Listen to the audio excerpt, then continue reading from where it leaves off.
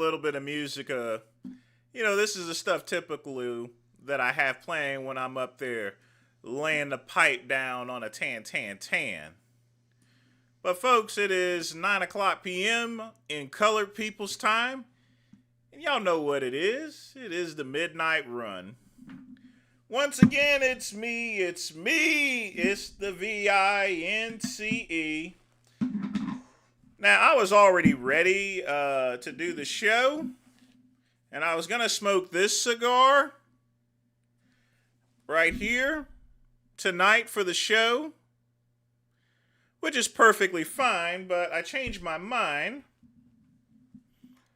I'm going to smoke this instead.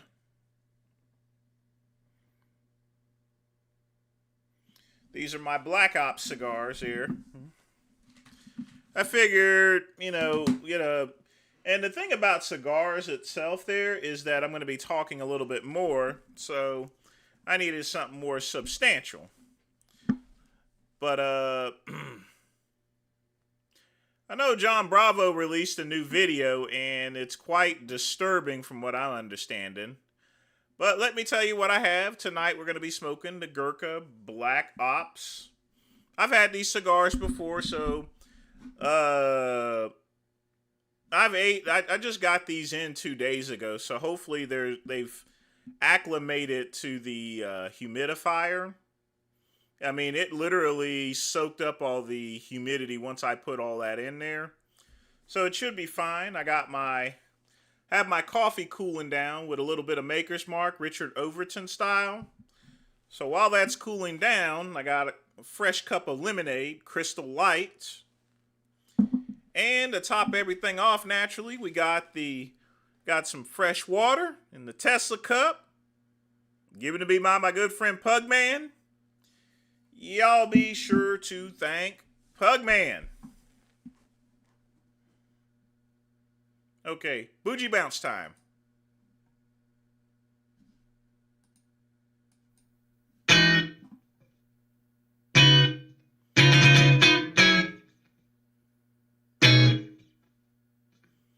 No hatting.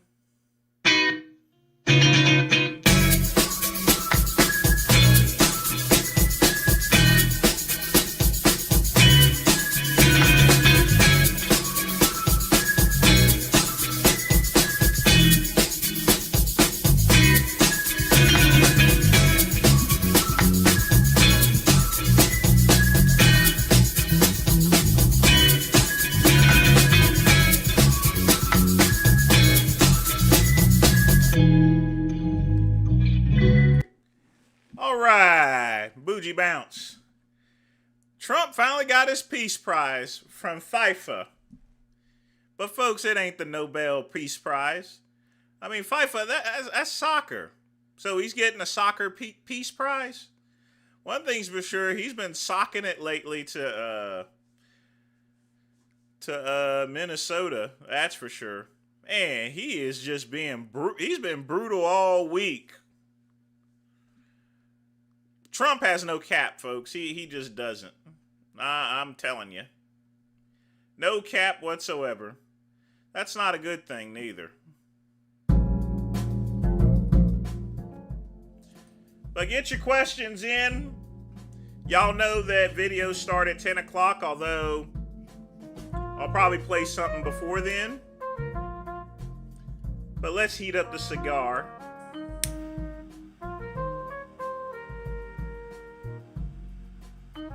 Give it a nice little toast. Swish it around.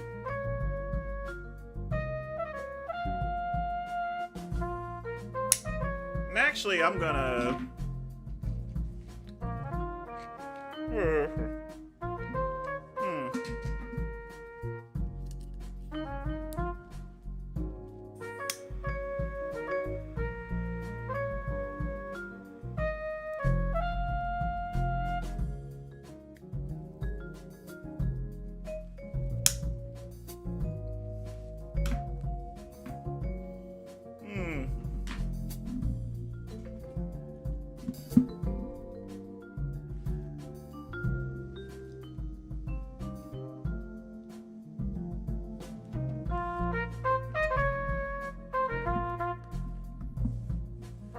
I will in just a minute, Ryan.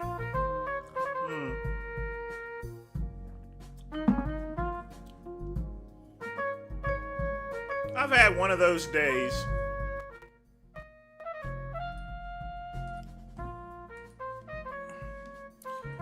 And now I'm glad that the weekend is here.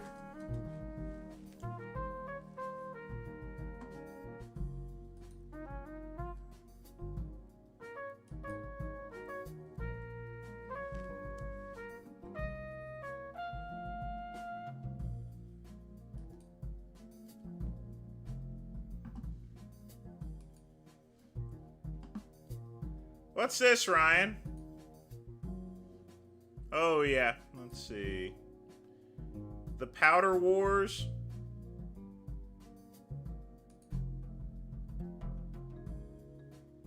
I like this one here. Oh, yeah, I guess y'all need to see Big Beautiful Me. Okay.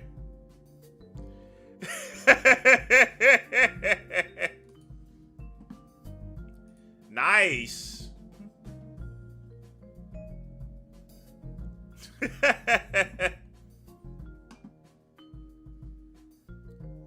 I like those pictures.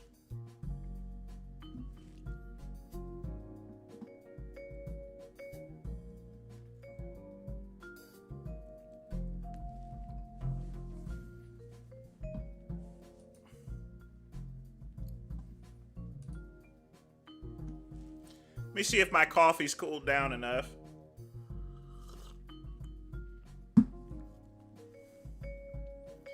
Now, someone actually had the nerve to ask me, why am I honoring Richard Overton? He's been honored so many times.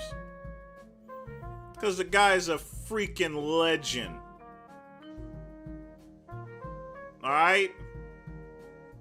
I mean, literally speaking, he didn't take... His doctor was telling him he was living unhealthy, and he outlived his own doctor.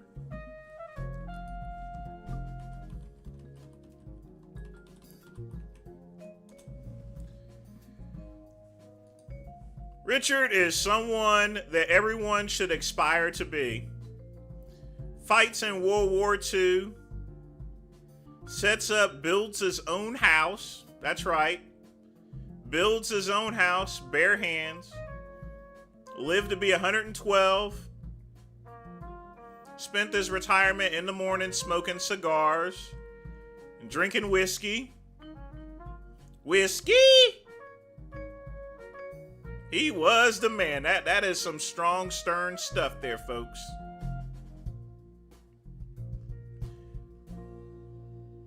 Man, he smoked like 6 to 8 cigars a day.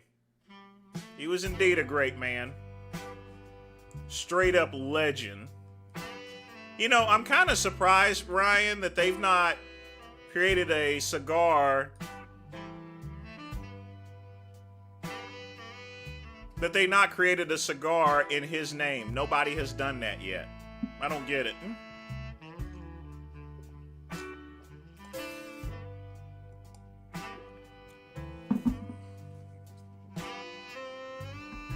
I mean, they no longer make his brand of cigars. I get that. And he used to smoke something called Tampa Sweets. Oh, alpha credentials out the ass.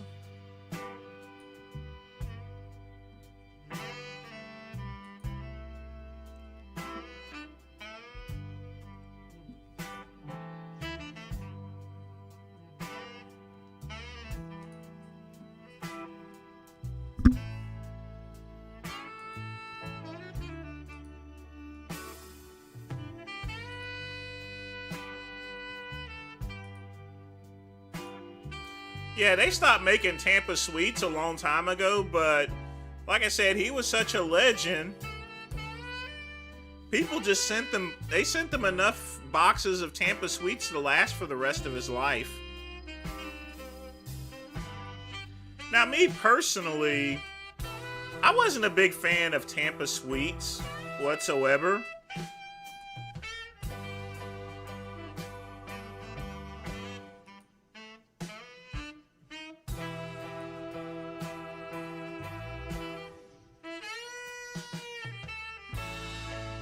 I mean, a Tampa Sweet, I mean, it is still a cigar, but, you know, it's they're machine made in a, you know, pretty much a really fancy gas station cigar.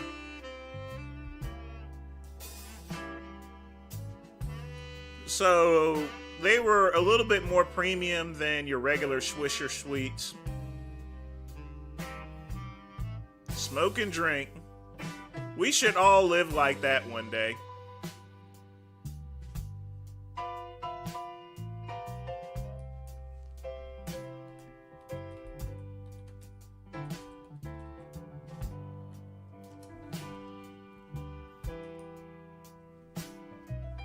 But you know what? I'm going to be honest with you. A lot of people that are famous for cigars, you know, they smoked some, you would think that they smoked the most premium and most expensive cigars, but not true.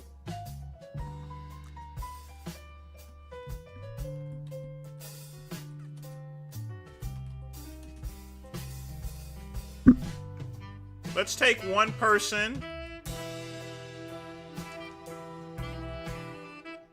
who is definitely known for cigars. Y'all recognize this man?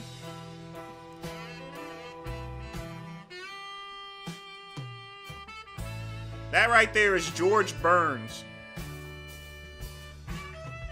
Famous for his cigars, but he smoked what was called El Producto cigars.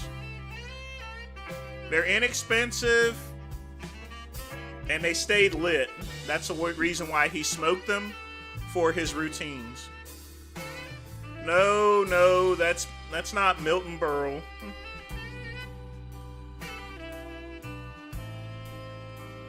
That's George Burns. Come on, you guys got to know who George Burns is. Man, the movie Oh God, You Devil.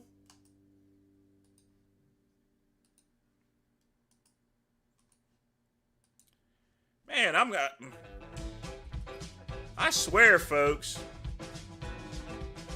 y'all trying to tell me that you don't know who freaking George Burns is?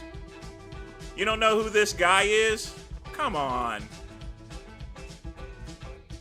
But he smoked El Producto cigars, which not too bad there whatsoever. I can understand them smoking them because they never went out, folks. They stayed lit. But they were pretty inexpensive.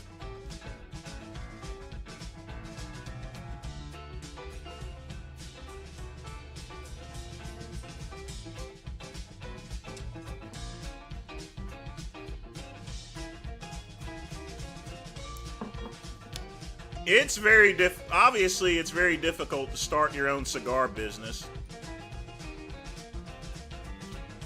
I mean, I can license a company to make cigars, but again, expensive.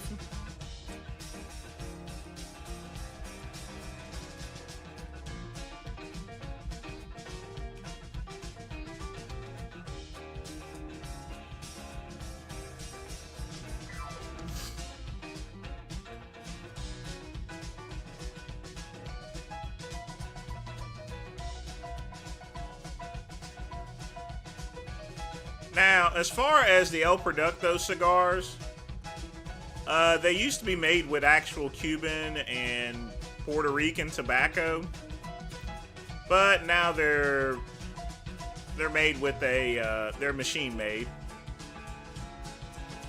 with homogenized tobaccos from Lord knows whatever. It's really more or less a name if you can find them. But if you could find a vintage one with the Cuban tobacco, I will tell you right now, like this here.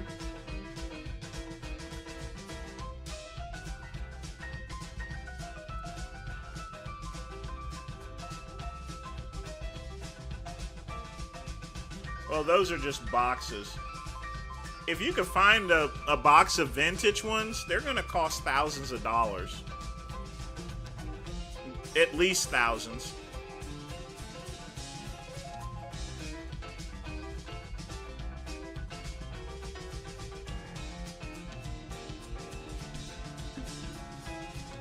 If I did that, that means I would end up with Indonesian tobacco.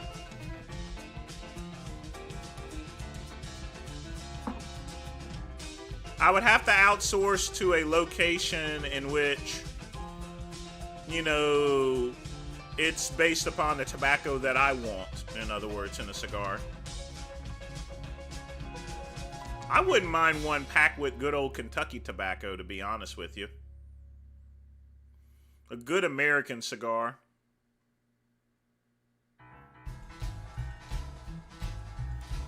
But folks, get your questions in while I enjoy my cigar.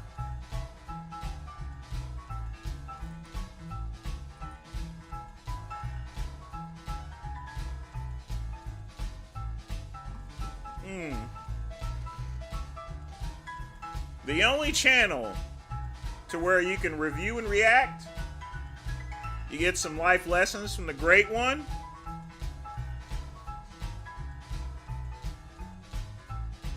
And get a throwback to the good old days, to where you can go and watch TV and see people smoking on TV. And that's the thing, folks. That's another reason why I always have a cigar on my shows. Because, you know, when I used to watch Johnny Carson growing up, y'all remember the Tonight, well, y'all wouldn't remember. Even the Tonight Show with Johnny Carson is somewhat before my time. Because, you know, you had to stay up until midnight, and sometimes I had to, there was no way I could sneak downstairs, so the only time I could watch Johnny Carson is if I didn't have school that day, or the next day. If I didn't have school, I'm watching Johnny Carson, alright? Non-negotiable. Because that would be the only time I would be able to watch Johnny Carson. Johnny Carson was awesome. And these guys look like giants when you're a kid. When you're a child, folks, everything looks cool, in other words.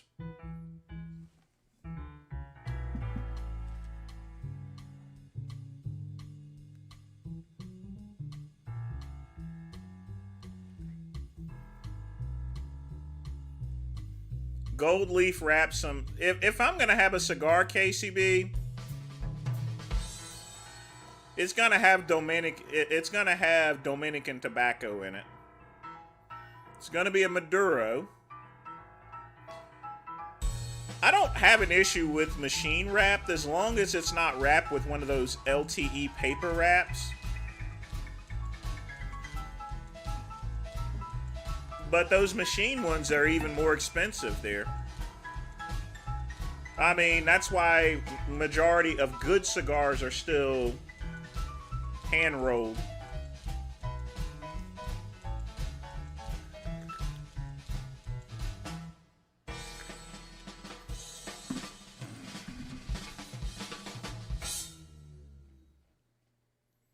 Yeah, but the KCB, when it comes to cigars, if I'm gonna have one made, it's gotta speak of me, in other words. It's gotta be something. If I'm gonna sell a cigar, I'm not gonna sell anything I wouldn't smoke. And I wouldn't do something like that. I want a quality product. I want a product that speaks me.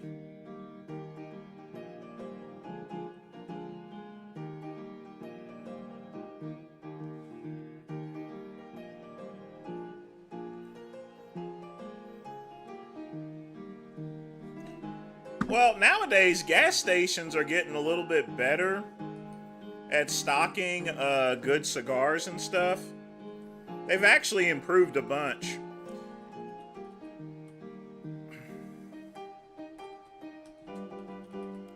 It's you have to understand, and I'm going to be honest with you, gas stations are stepping up, basically. Gourmet coffees. Y'all see that fried chicken I had, didn't you? Literally speaking, my Thanksgiving dinner was from a gas station. Gas stations are stepping up, folks. They are.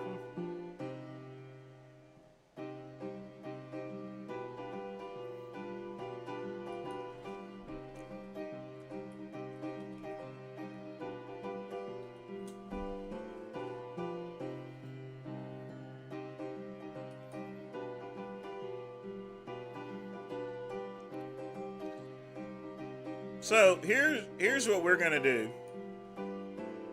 We're gonna go and shop for gas station cigars there, KCB, just for you, man.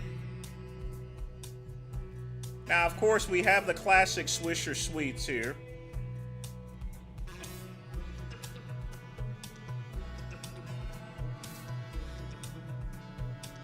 You have to understand now, this here has an Indonesian wrapper on it. So if I'm gonna smoke something, it would be this, and this is a pack of 50 for 30 bucks.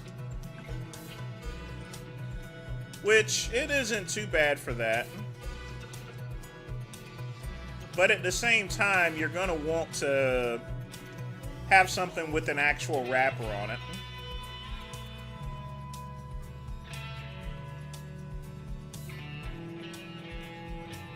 So what do you think, KCB?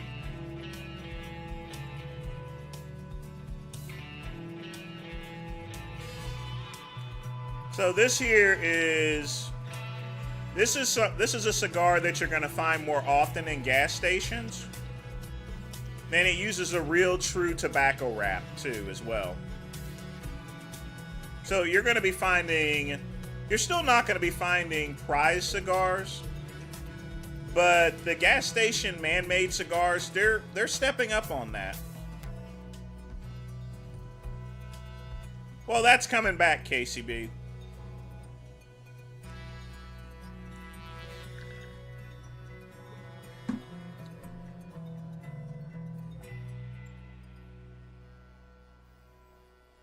I mean, Americans nowadays, they're not gonna eat garbage anymore. People want their money's worth. Like, take a QT, for example. They up there throwing down pizzas and stuff. People want more for their money. I mean, the gas station is no longer becoming a pariah. Even the bathrooms are spick and span. I mean, I went to one bathroom, the one that I got the fried chicken from. The bathroom was just spotless. It didn't smell like doo-doo. Lamar, what's up, dog? What's up?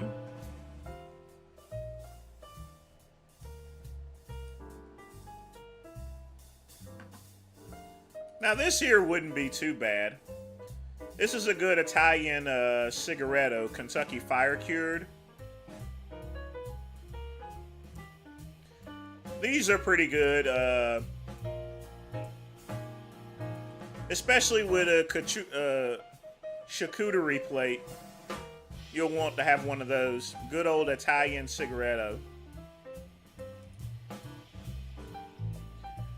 Well, we ain't got Davidoff money there, Squeaks.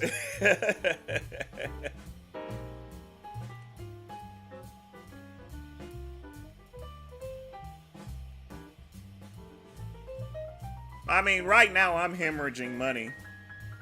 I'm literally spending almost $500 just in interest payments at this point in time, which it's going to get cleared up in 2 months. I just have to wait until the end of the year so I can write everything off. Because if I do it now, then I'm screwed. So I just got to take the L as it comes.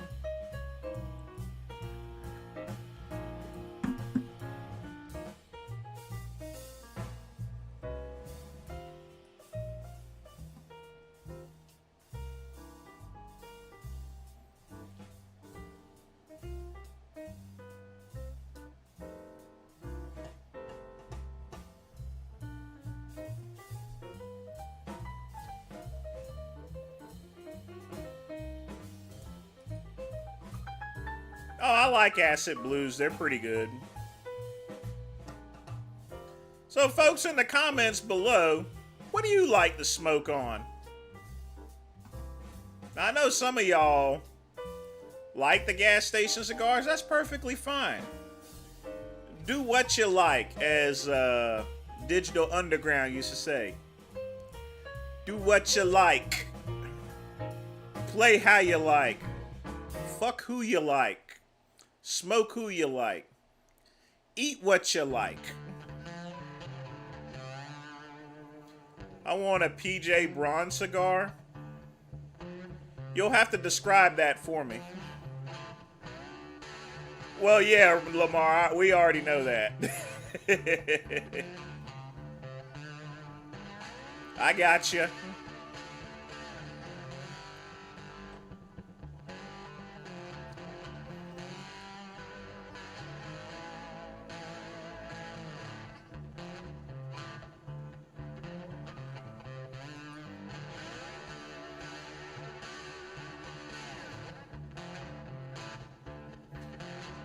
Well, when it comes to backwoods, they do what they gotta do. At least it's a real rapper.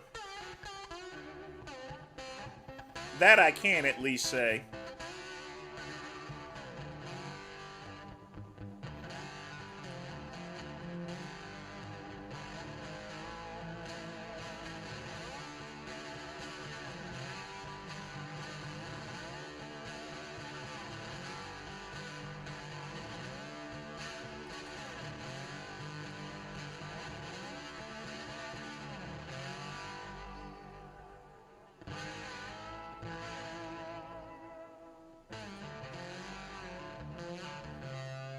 So this here's your backwoods right here. I mean, the rapper, it says either Connecticut broadleaf, Habano, Indonesian. There's no telling what it is. But definitely some floor sweepings, that's for sure.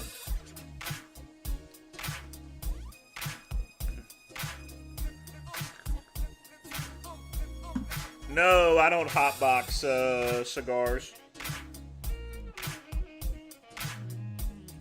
No need to do that.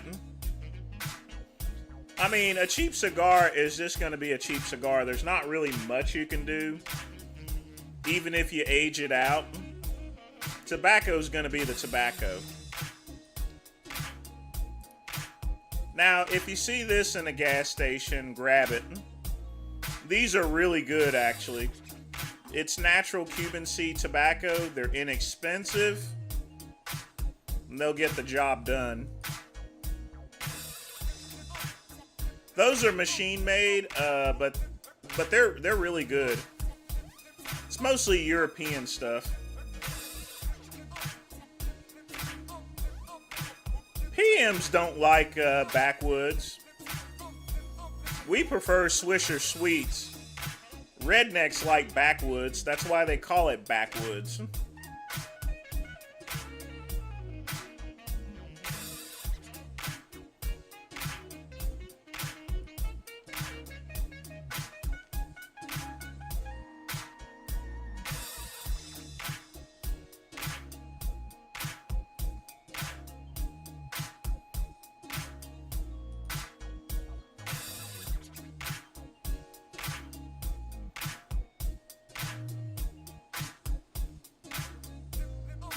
When I was a kid, 900, I used to sneak up to my uncle's house and hotbox his cigars and would like my brothers.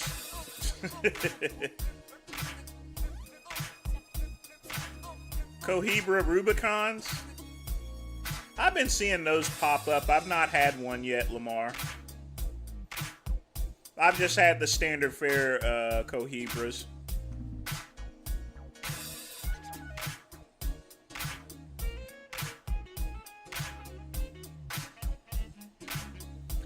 I'm just picking out the cigars you can get at the gas station. Like I said, this one, you'll rarely find this at a gas station. If you do, get it. And if you want something good to smoke on. And I think there's one more that I can recommend.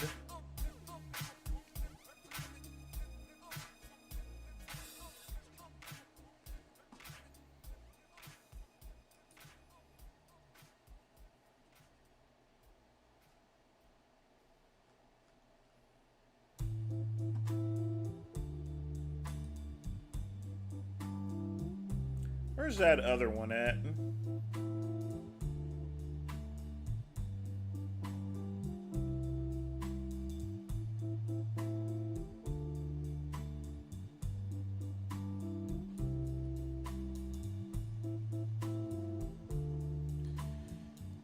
You'll start finding these here as well in gas stations. This is a Titania cigars. They're flavored, but they're, you know, like I said, they're not using a paper wrap. They're using an Indonesian wrap. Still machine made, of course. But you're gonna find that you're gonna find that in more gas stations. Like I said, gas stations are stepping up. They still don't. I mean, these cigars are room temperature friendly. You don't really need to have a humidor or anything like that. But yeah. But those are my favorites. Strains. I'm just not a weed smoker. I just like cigars.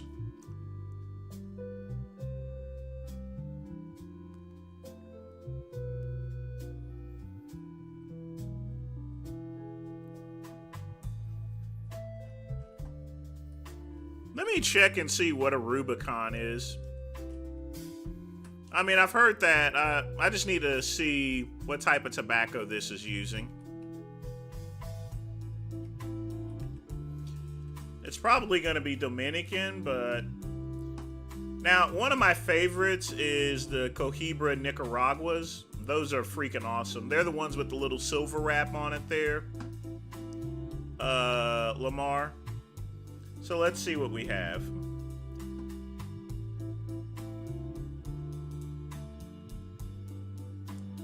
Oh, God, this is Honduras. Ew. This is a Honduran cigar. Ew. Ew. I'm not smoking that. One thing about me there, Lamar, I don't smoke anything from Honduras.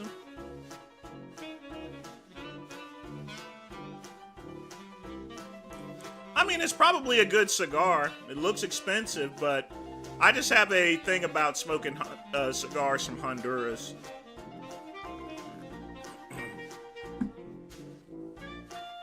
I mostly smoke Dominican cigars, but lately it's been Nicaragua because they're a lot less expensive. Like I said, I got to keep the budget down. Y'all also have to excuse me. I have a little cold today as well. Now, Lamar, if you want something nice and spicy, the Cohiba Riviera, they're a little pricey. They're $15 cigars, but it's got that San Andreas wrap, Nicaraguan wrap on it. But the Cohiba that I smoke most often is this one here. The Cohiba Nicaragua cigar. If I have a Cohiba, it's usually going to be this one. Now, Cohiba is known for Dominican tobacco, but this is the one that they have for... that has Nicaraguan tobacco. Now, it still has Honduran wrapper on it there, a little bit, but it's still a really good cigar. I mean, it's Cuban seed tobacco, Nicaraguan tobacco, so it's very bold. Has a 91 rating on it as well.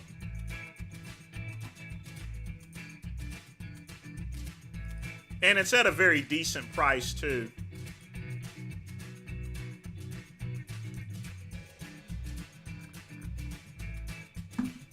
I mean, we're talking about a cigar that's less than $5, in other words, a cigar.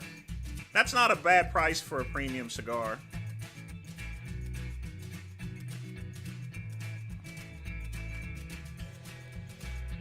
But speaking of which, this is why the Gurkha Hudson Bay is so popular.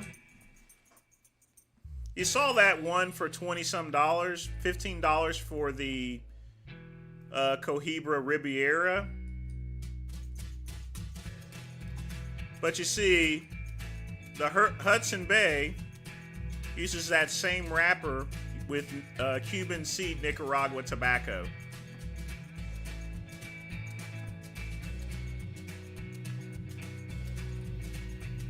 And you can get a pack of 20 of them. They're a lot more expensive now than they used to be because they're now at $70. But still, it's a great deal for that type of cigar.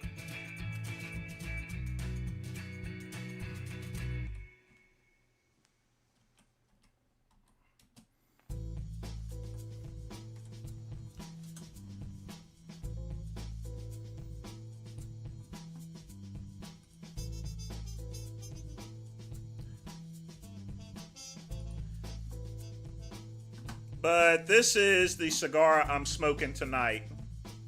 Gurkha Black Ops Habano. It's an Ecuadorian Habano wrapper with aged Nicaraguan long filler. And you see the strength level on it there. And folks, the reason why I go to Cigars International to get my cigars mostly is because they have all the proper profiles. It tells you the shapes available.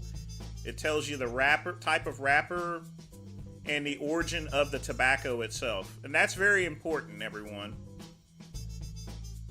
The wrapper is a big part of the flavor of a tobacco. It's just about as important as the filler itself. But as you could tell, this is a very strong cigar. And that's the way I like my cigars. I like them strong. I don't want my cigars effeminate or anything like that. Now, I don't mind a good femboy or anything like that, but when it comes to cigars, my cigars have to have alpha credentials to it. They have to have alpha credentials.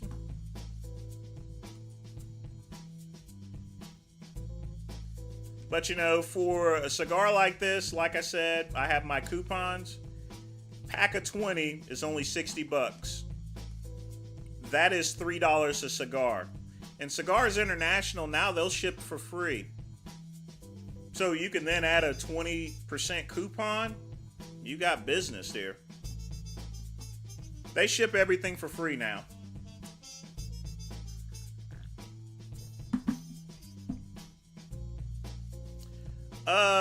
Raw food's about 2 months. And part of the reason is that I'll smoke only 2 of these a week at most. These are mostly my midnight run cigars. Most of the time I'm smoking my Mark Twain cigars, mostly during the week.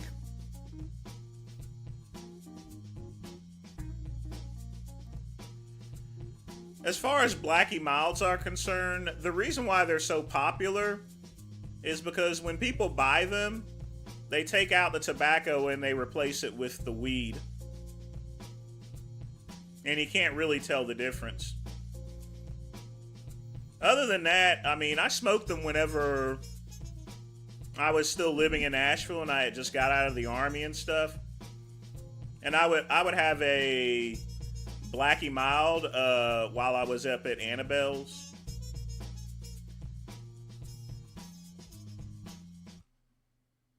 But most of the time, folks, I'll show you this cigar. I didn't smoke Blackie Milds. I smoked what was called Al Capone cigars. So let me show you what an Al Capone cigar is. And I'm sure that they're definitely still made there. So this is an Al Capone right here. These are Al Capones. And this is what I usually smoked whenever I was in Nashville. This is what I had back in the 90s. I mean, it has a Java wrap on it there, and the origin is Honduras. They're not too bad. They're a little bit more premium than your regular Blackie Milds, and they do pretty good. They're and you'll find these at gas stations too. So if you're at a gas station, grab an Al Capone.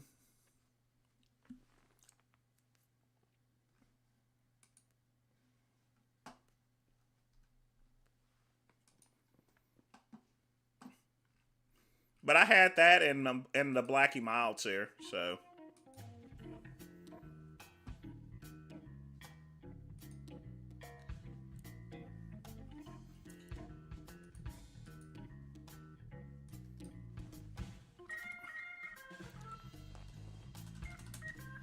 But that was just my thing. I just hated paper wraps. I wanted actual tobacco wrap. I mean, I could deal with a cheap cigar, but not one that's wrapped with paper. I just can't do that.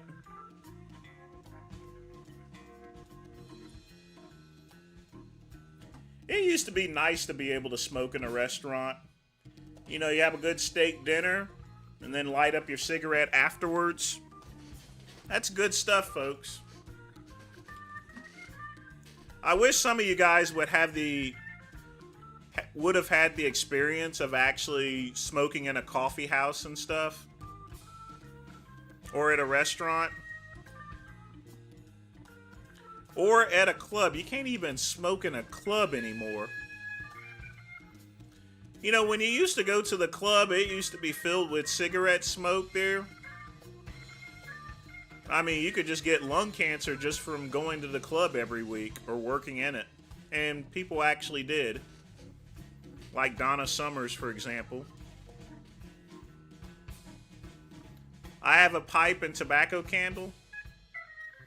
I mean, smoking a pipe is very sophisticated at this point.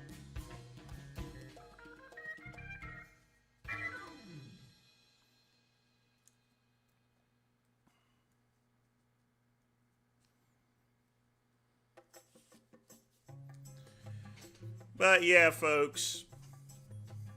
Life was a bit different.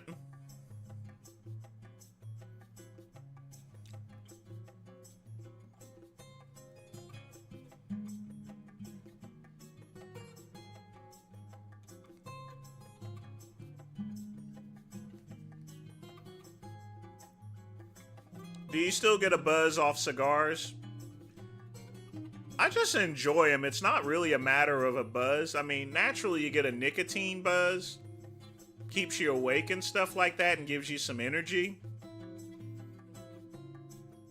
But a cigar is very relaxing.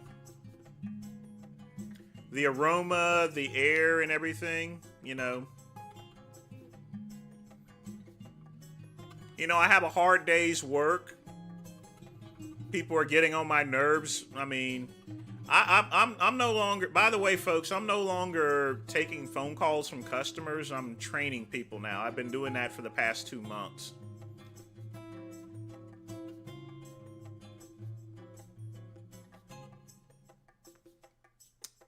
Chances are it's probably going to be permanent. Which is perfectly fine with me as long as I get, whether I'm talking to customers or not, as long as I'm getting paid.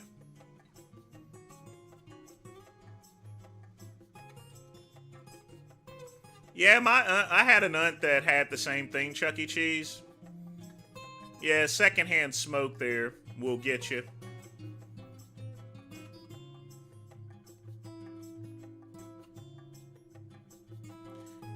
No, I don't think you guys are adults. Come on.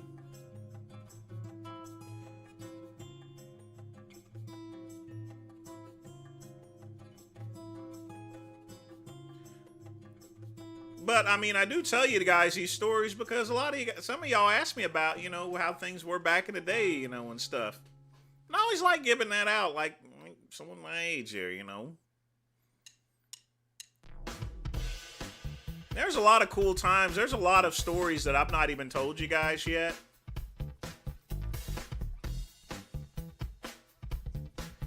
In fact, it is time for another... Speaking of which, it is time for a Another story from back in the day. Hold on a minute, I'm gonna switch to music.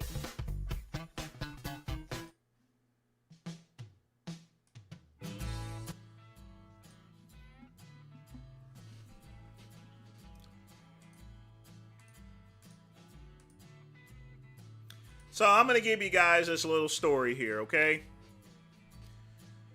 So down in Asheville, there was a coffee house called Bean Streets. It's now a different coffee house. It's still a coffee house, but it's more of a restaurant type coffee house. But back in the day, in the early 90s,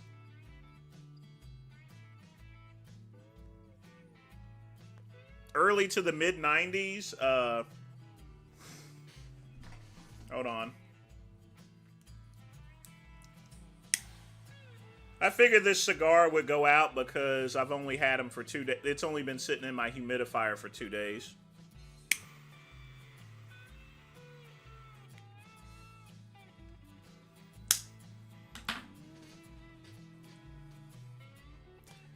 So I go down to Bean Streets, and generally, I would just grab my coffee, and I'd get my newspaper.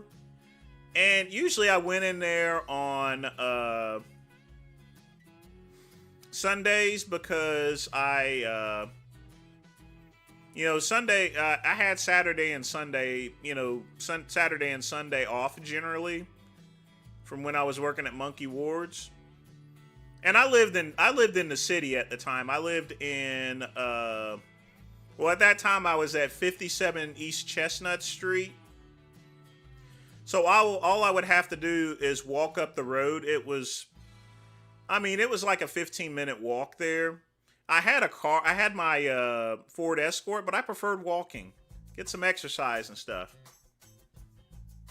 And the reason why also I went there on Sunday is because I can get the Sunday newspaper.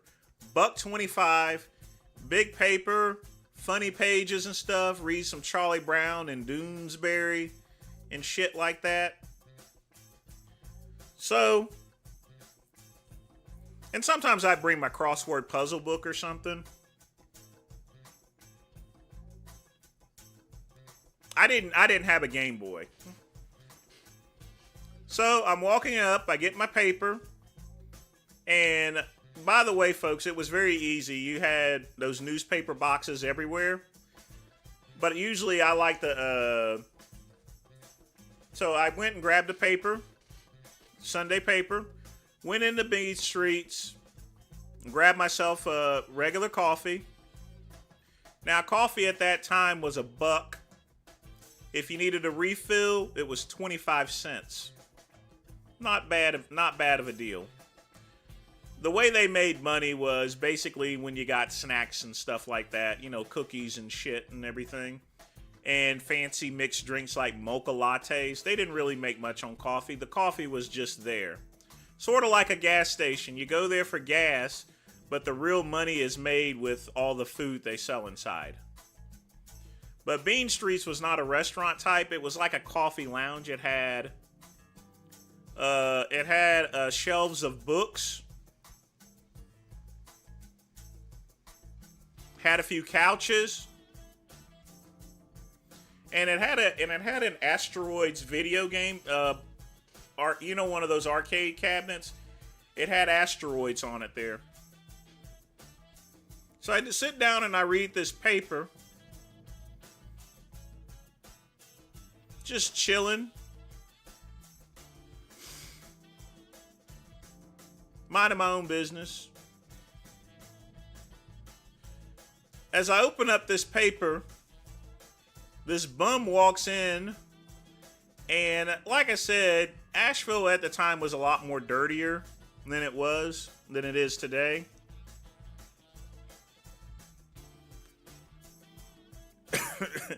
Now, the funny thing is,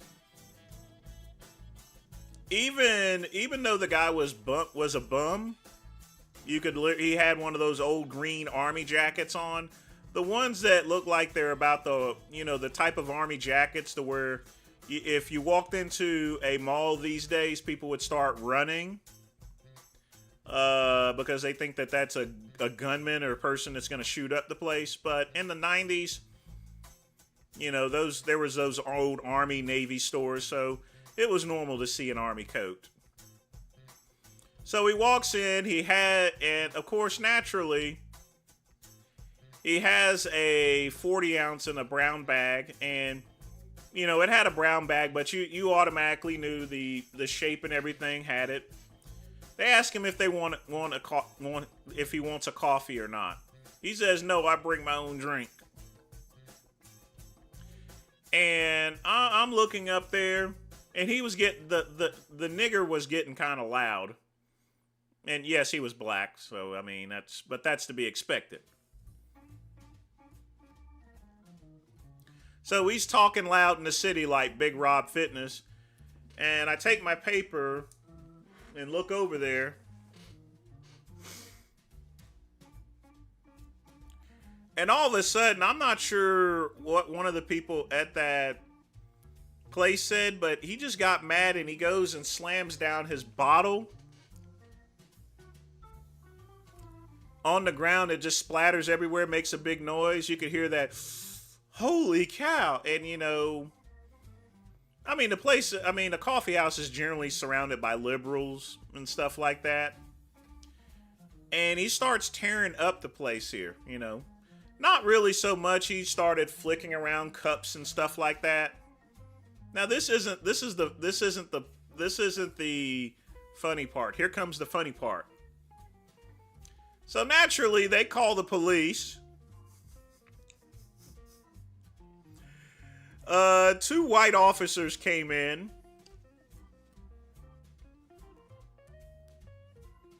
They only asked him one time to stop, and he refused to stop. So they pull out their nightsticks, and at that time, you've seen those old school nightsticks there, the Cubitons and stuff. And they start wailing on this guy. I mean, just to do him. I mean, they weren't doing this stop resisting or anything. They was just literally beating the shit out of him. One person says, "You're gonna kill him." And one of the officers say, "Just relax, we're almost done." They cracked him a couple other times, and then they drug him out. I'm just looking there. I mean, you know, and that's the funny thing about Asheville back in the mid-90s. You just never knew what you expect. You could just walk in and just some shit just be popping off at the time. And I'm telling you right now, cops didn't play these little kid games like they do nowadays. I mean, you have to remember, there weren't no cameras around. People didn't have camcorders. They weren't filming the police or anything. He just stands up and says, "Relax, we're almost done here."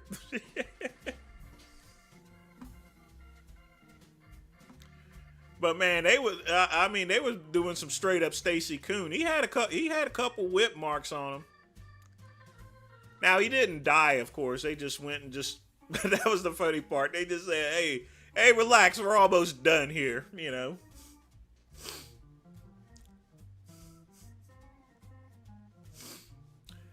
But man, I mean, it's it's Sunday. You know the game's about to come on and everything like that. And you just that was the way Asheville was. Just things just happen, you know.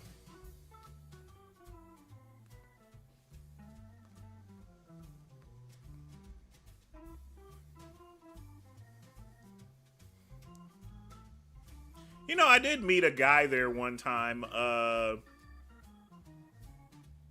Skinny white dude there. He had some circular glasses and stuff and wore a lot of hippie clothes. Good piece of ass there, you know. But that's a story for another time, folks. That indeed. Yeah, the cops back in the day, they didn't play. Remember, folks, this is like 1995, 96. This is the 90s, folks. Now, you saw the Rodney King beating and everything like that, but people still didn't have camera. People weren't carrying around cameras at the time. We didn't have camera phones or anything. So literally speaking, you know, a lot of the cops got away with beatings. You know, obviously Bean Streets didn't have a camera or anything. Nowadays, shops do have cameras.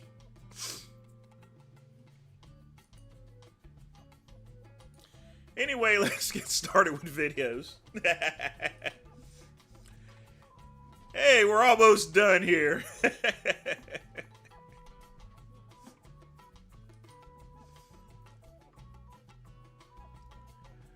Oh, they weren't making shit back then. I think your you know, your typical cop in Asheville was making like $10 or $11 an hour. I mean, whenever I was working as a corrections officer, in '99, I was making $10.91 an hour, and then I got a raise to $11.15 an hour. But we weren't really making that much money. So the way we made money was by working extra hours. Sometimes clubs and stuff, they always like seeing a uniformed person, so they would pay us on the side to come into the place, you know, and just hang out. Or a lot of times, a lot of the cops there, all they would have to do is simply park outside the club, and they'll pay them like $15 an hour just to sit out there. So after you get off your shift, the cops would just simply roll up to the back of the car, and it really was just paying for the appearance of a police car. That was it. But let's get started with videos, folks, because we're just about done with talking.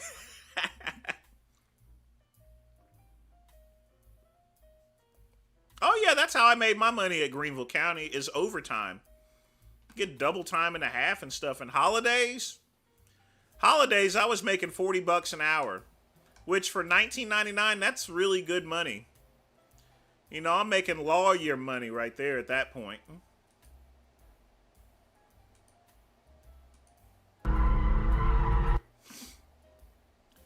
All right, our first video by my good friend Pugman. Y'all be sure to thank Pugman. Let's see what we got here.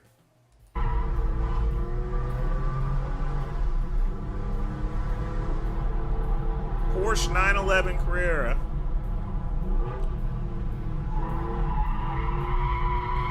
How many of you guys know how to drive stick?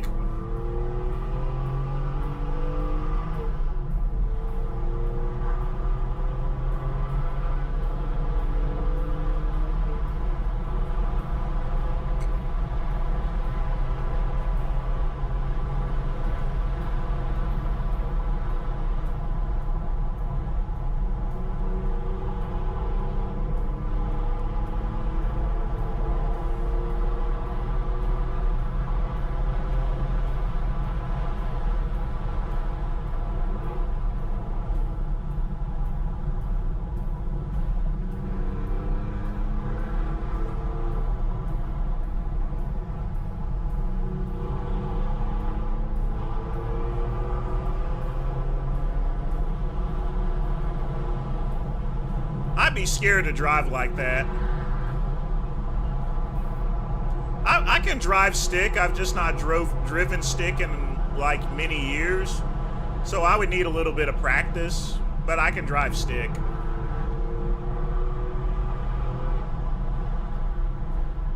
But when you've not done something for so long, I'd probably strip the gears.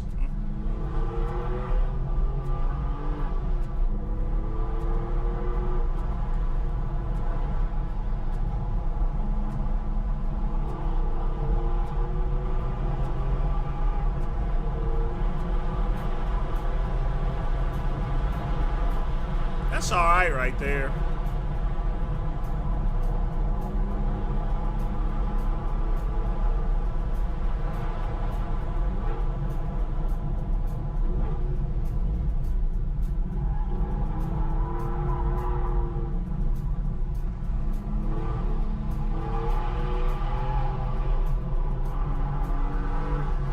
Man, he's all over the road.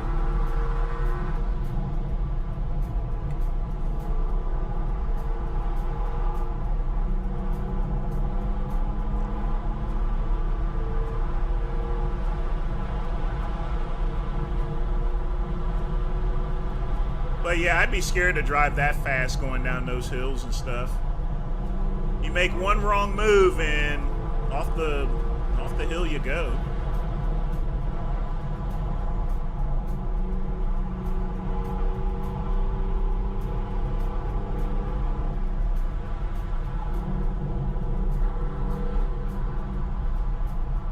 He seems like a pretty good driver, so.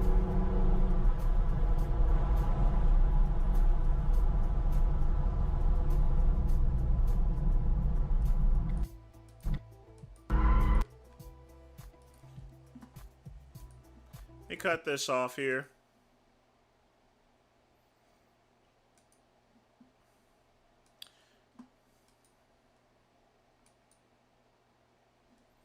That's all right there. I gotta learn how to drive stick again. I got rid of my second car, but maybe if I decide to have two cars again, that I actually get one with a stick. That way I can practice on it there.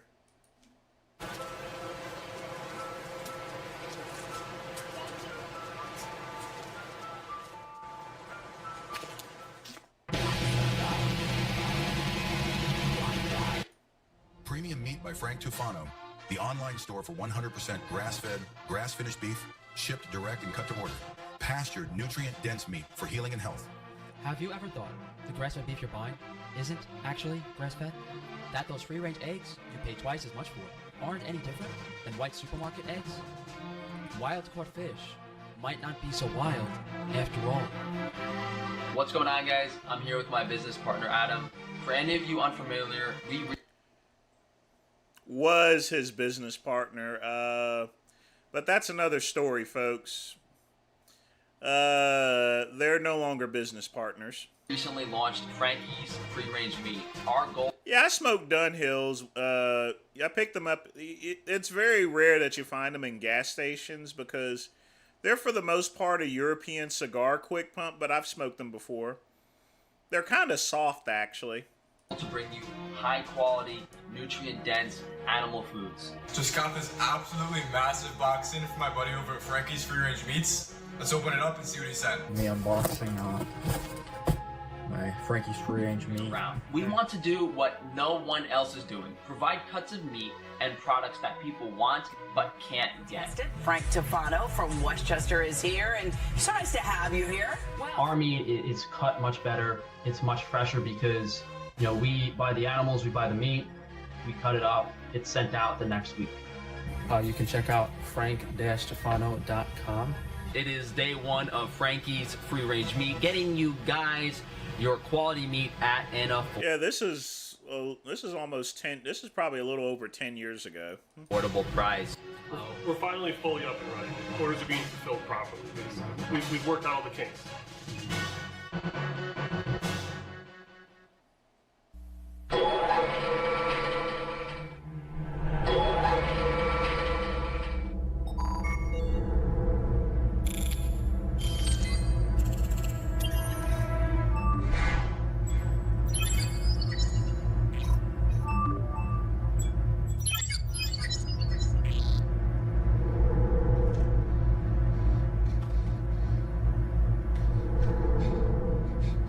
The good thing is it's starting from the very beginning of things. Yeah. Ooh. We are in the Frankie's Free Range Meat kitchen.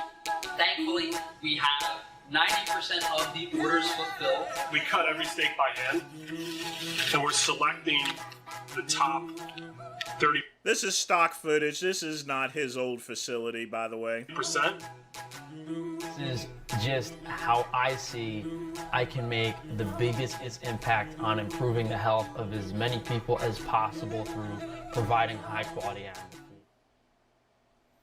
food. The funny thing is he didn't look that bad back then, and now he's had all these surgeries and stuff.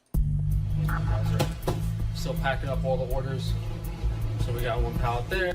Like a week's worth of sales that we would normally do in one day. So we're gonna try our best to get things out. So we got most of the orders done for the non-perishable businesses, Frankie's Free Range Foods, organ supplements, Wi-Fi shielding, Frankie's Naturals. Yeah, we got all the non-meat orders going out today for you guys. So we had a pickup on Saturday, and these are the packages that did not go out. So we got some stuff ready. Actually just got a delivery here. Some of you guys might have been waiting for. Sent almost all of the orders out yesterday, Monday.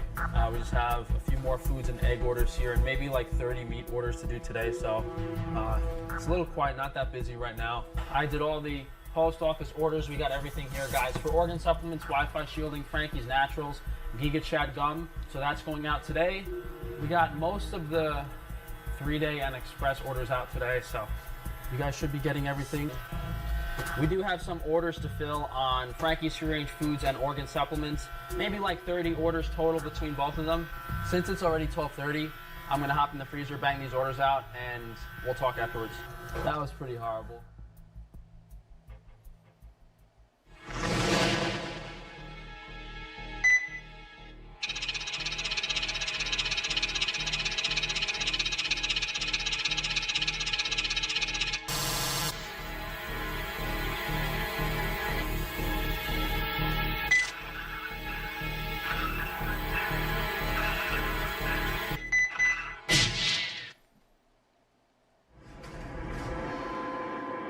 Website got hacked 2 weeks ago, and I was up all night for like 3 days fixing it.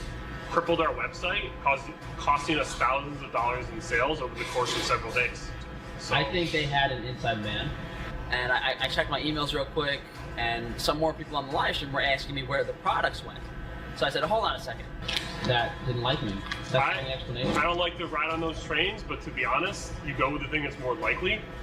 Are we the only company that they just randomly criminally deleted over 60 items from? That's the only real reasonable possibility. I mean, come on. I go on the Frankie's Free Range Meat website, I go to the admin panel, and half of the products are gone. That is a bigger coincidence than someone was like... Someone told me that was a possibility with the contractor too. And then I'm freaking out because Frankie's like, where are all the products? What did you do? What did you do? Tell me what you did. I'm like, I don't know what's going on. I don't want to work with anyone anymore. I can't trust anybody. No, we can't.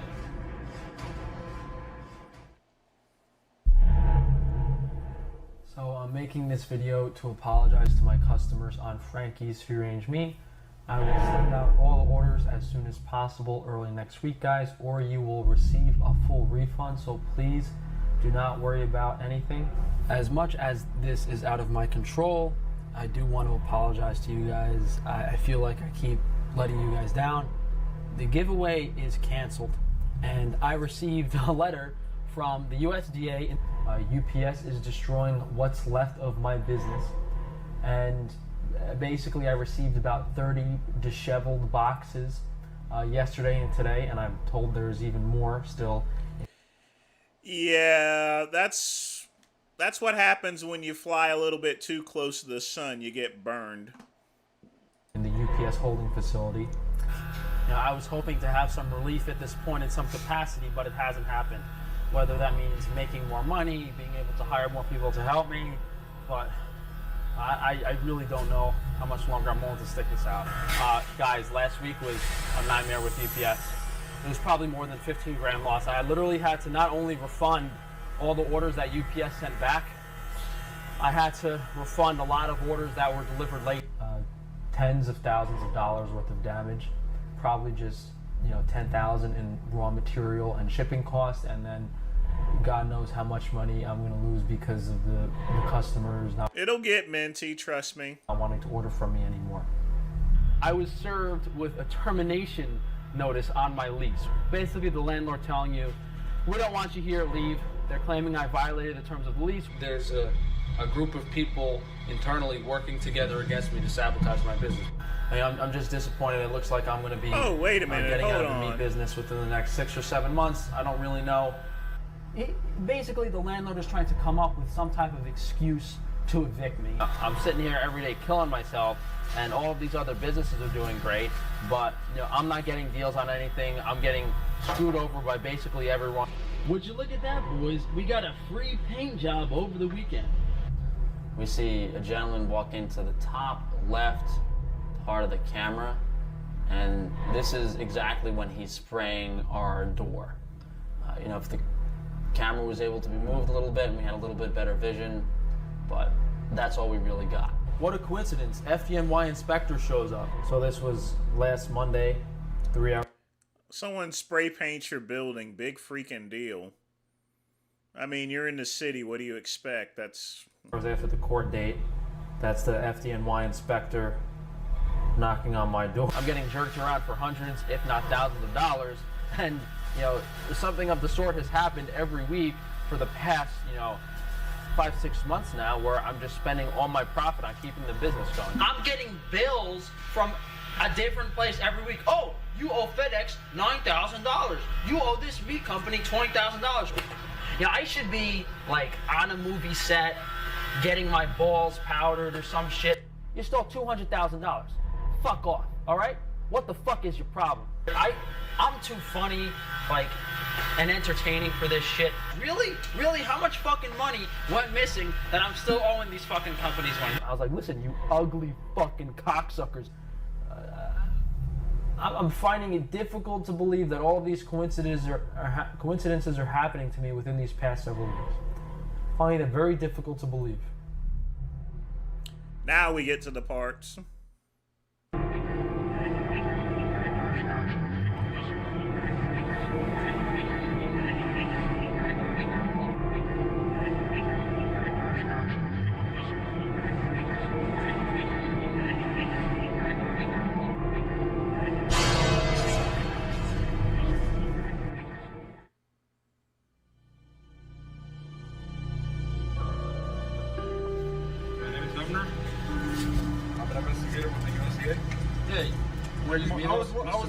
I was the one you spoke to this morning. Yeah, you guys called me up. You wanted to talk about you want to see my invoices from the last 6 months, right?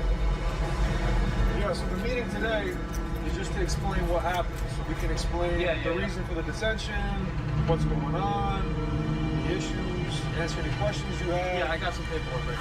What? That put the search warrant on my computer downstairs. Hires contractors on our behalf. He doesn't actually do anything, really. He runs a used equipment store, and we buy things from him, and then he hires.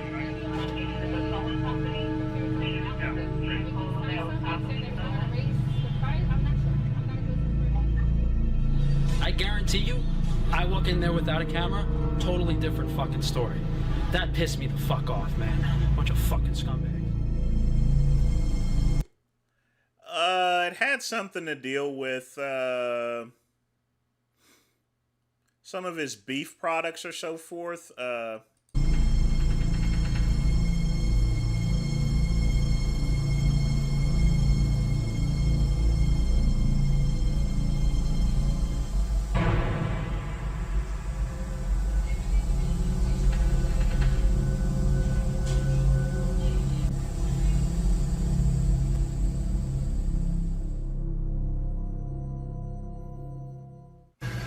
Hey Newman's fans, my name is Adam, and I'm the executive sous chef at Newman's Kitchen. I'm really excited to be teaching you and a friend how to cook an amazing spring dish. Be sure to check out Monday's entry post for a chance. Now, no, I'm not going to go bash Adam. I mean, like I said, we already know Frank, but this guy right here is, in terms of Weasley, he's just as questionable as Frank Tufano is here. But I'm sure that Frank will get into it further. I don't have a dog in the fight whatsoever. I wish all the best for him and everything like that. But both of them, I'm going to be honest, from this standpoint, they were doing some very questionable stuff. Someone who agrees to open a business with me, to split profit 50-50, grow something together, instead takes advantage of me, my followers, to pad his own bank account, deceives me the entire time. And I'm sure most of you know the details about how my business partner stole money from me, but YouTube was kind enough to take down the video of him. You know what's strange is I looked at his LinkedIn profile a few weeks ago. It said he was currently employed. He was fired from the job after someone saw the video.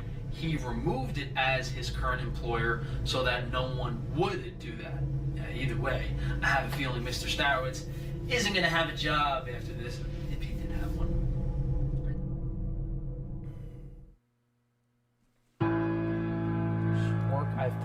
for almost 2 years now, having made no feasible progress towards my short-term goals, I don't think I can do this for another 2 years. I don't think I can physically or emotionally deal with any of these businesses anymore. Cocksuckers are gonna be up my fucking ass for the rest of my fucking life as long as I'm in the meat business. A lot of flack for me shutting down my business. Shutting down your business is... Well, look, when I shut down my business in a few months because of harassment like this and being singled out, you guys know that people are going to know the truth about what happened. It is specifically targeted harassment against my business. And that answers my question. So I think this meeting is over, okay? I get it. I'll shut down in a few months. I'm done with the harassment. How much further of a step would it be to escalate things? Get the same judge to arrest me? Say I had something in my hand and shoot me? Turn out the vehicle and hand over the keys. Is that a problem? This guy and this guy initially pulled me over. He's got 4 cops here for no reason. They pulled me over. Suckers are gonna burn in hell, you know that? All of you suckers are gonna burn in hell. Burn in hell. Suckers are gonna burn in hell.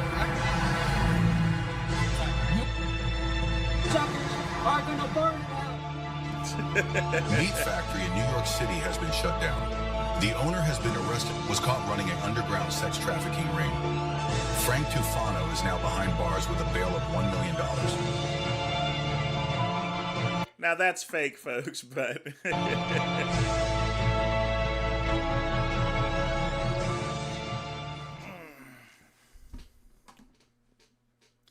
So just to give you the meat and potatoes of things,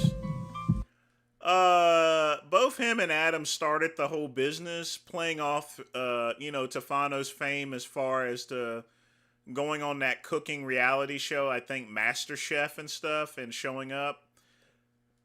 And, well, the problem is that when you're a for-profit business and you're trying to do all the good things and you find that you're losing money, sometimes you do a couple of things that you really shouldn't do. But yes, Frank Tufano used to be normal and now he's, I don't know. I just don't really know. Vince's Gym was the heart of the golden era, a legendary institution that stood for decades. But all eras must come to an end. But that's a good, I like that video. It's a good summary as far as to everything that happened to Frank. And this is the story of the gym's final sad days and the tragic passing of its founder, the Iron Guru himself, Vince Gironda. Returning from touring, Vince found Dan Mackey and Bob Green had set up a gym down the road. Just a quick fact, folks. When Vince died, he had a negative balance on his bank account. And a Nautilus gym had opened across the street on Ventura Boulevard. Always open, full of loud music, swimming pools and chrome machines, it was the antithesis of Vince's Gym and attracted a younger demographic of soap stars, performers, models and yuppies, all looking to hook up rather than work out. It hit Vince's bottom line hard and memberships dropped, even with the studios, whose young actors preferred the lively arrival, prompting Vince to create a t-shirt bearing the slogan, "No pool, no chrome, no music, just iron. Vince's Gym." In 1988, the gym was changed to one-on-one personal training, and Guy was roped in to help as a trainer. Answering the phone with, "Vince's Gym, how may I hurt you?" Guy would beat the tar out of trainees, and although a lot of laughs were had, he would often go off the deep end and lose sight of reality. Alcohol, substance abuse and partying took its toll on Guy, and Vince found it hard watching his son struggle, trying his best to care for him even though their relationship was strained. Once, longtime trainer Nick Kane had a short stay in hospital, and Guy stole his car right outside the gym. The police were called and Guy was soon arrested, with Vince having to bail him out. Vince had owned the parking lot next to the gym, as well as a building further down the street, but he had to sell off his retirement investment to fund Guy's legal bills. The unlucky streak... That's what really happened, and what's really tragic as far as to what happened to Kay Baxter, but yeah, that whole thing with Kay Baxter, boy. Continued for Vince when he got news of Kay Baxter's death in a car crash.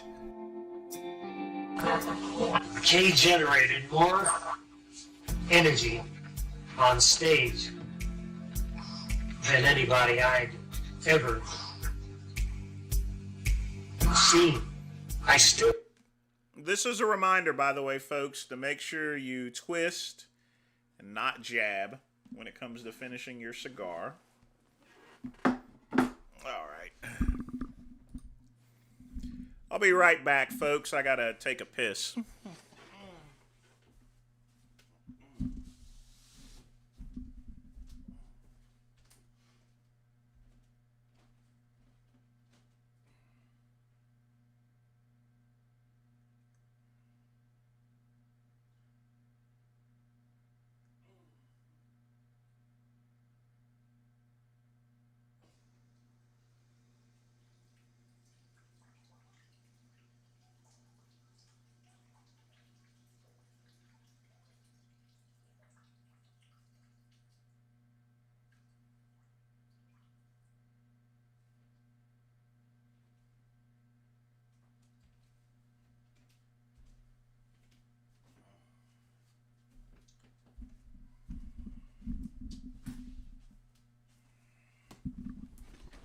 Oh boy.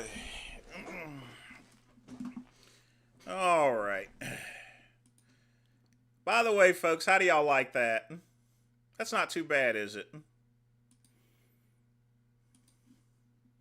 I can't believe that she's dead. She seems to be out there somewhere because I think of her constantly. Vince would often sit alone in the empty top floor of the gym and sift through piles of bills, managing to keep afloat when he has thrown a lifeline from the studios to train stars such as John Schneider and Doug McClure. Inspired by Gold's Gym, World Gym and Powerhouse Gym, who turned over large sums in revenue from t-shirt, clothing and equipment sales, Vince looked into licensing his logos. But his brand value wasn't what it was in his heyday, and it never got off the ground. For his contribution to bodybuilding and fitness, Vince received a Los Angeles Athletic Club award and was invited to a bodybuilding legends reunion organised by photographer Russ Warner. Initially planning not to attend, as he typically upset most everyone in attendance at some stage in their history, Vince eventually decided to attend, with Madeline by his side, and met up with preeminent contemporaries of the Iron Game. What's the matter, too loud?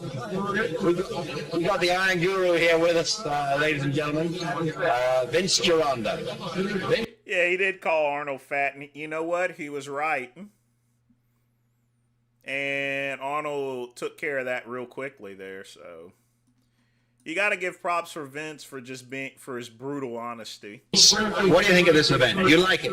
Is it a lot of nonsense? Do you like it? I never thought I'd see this many of my former friends and champions in one room together on the planet Earth. But this is the last time you'll ever see me.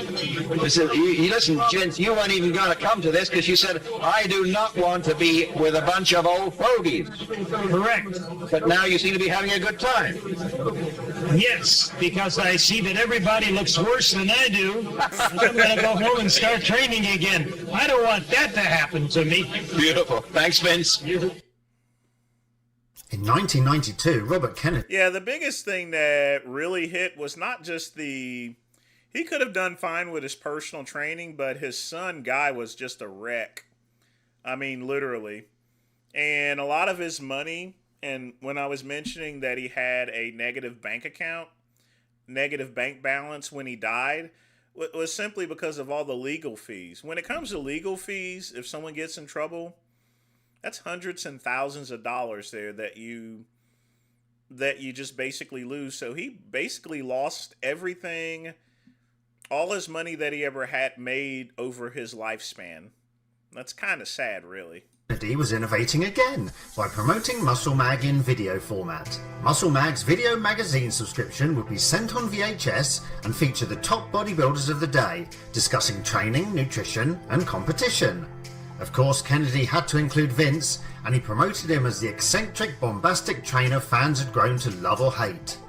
But due to poor subscriptions from a bodybuilding audience not ready for the ahead-of-its-time concept that would be so welcome a decade or two later, Muscle Mag TV only lasted for 2 issues. Back. Bouncing. Bob Kennedy here for Muscle Mag's video magazine. I will tell you this right now. I met Bob Kennedy.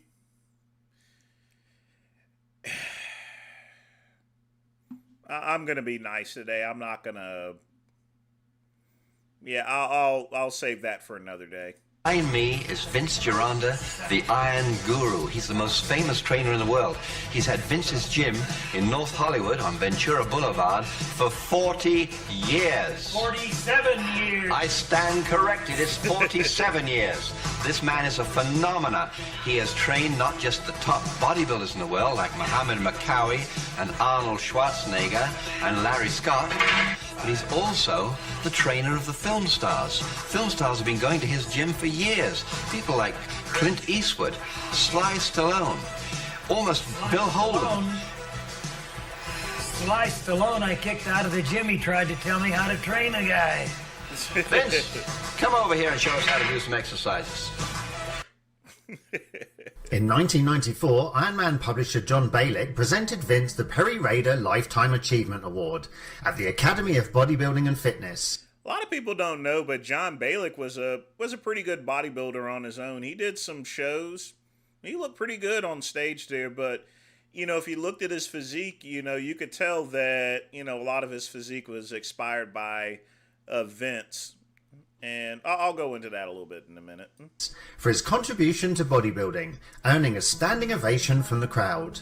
Around this time, adverts started appearing for anyone interested in becoming partners with the Iron Guru, to invest in the business or purchase the gym outright, stating Vince was looking to semi-retire. In reality, growing concern over his son Guy, pressure from Madeline to sell the loss-making gym, and his failing health were putting more and more pressure on Vince's shoulders. John Balick had visited the gym and was saddened how it was completely empty, except for Vince sat alone behind his desk. Robert Torres recalls Nick Kane training students in the dark, as Vince hadn't paid the electric bill. And when Vince would open up his fan mail, he would throw it in the trash if the sender hadn't included a $20 bill for a reply. In 1995, Vince officially put the gym up for sale, and he and Madeline got married, with Dave Dupre acting as best man. With no takers for the gym and the landlord raising the rent until Vince couldn't afford it anymore, some members got together to save the establishment and wanted to keep Vince on as a trainer, but the Iron Guru said no. Vince didn't want to lose the gym, but he quickly did a deal, selling the equipment for $5,000 to member Robert Farina, the wall photos to John Balick, various pieces and signs to anyone who would take them, and locked the doors. On the day the gym was emptied, Vince couldn't face being there, and Robert Farina, John Bruno, Nick Kane and Bob Bittant closed up shop.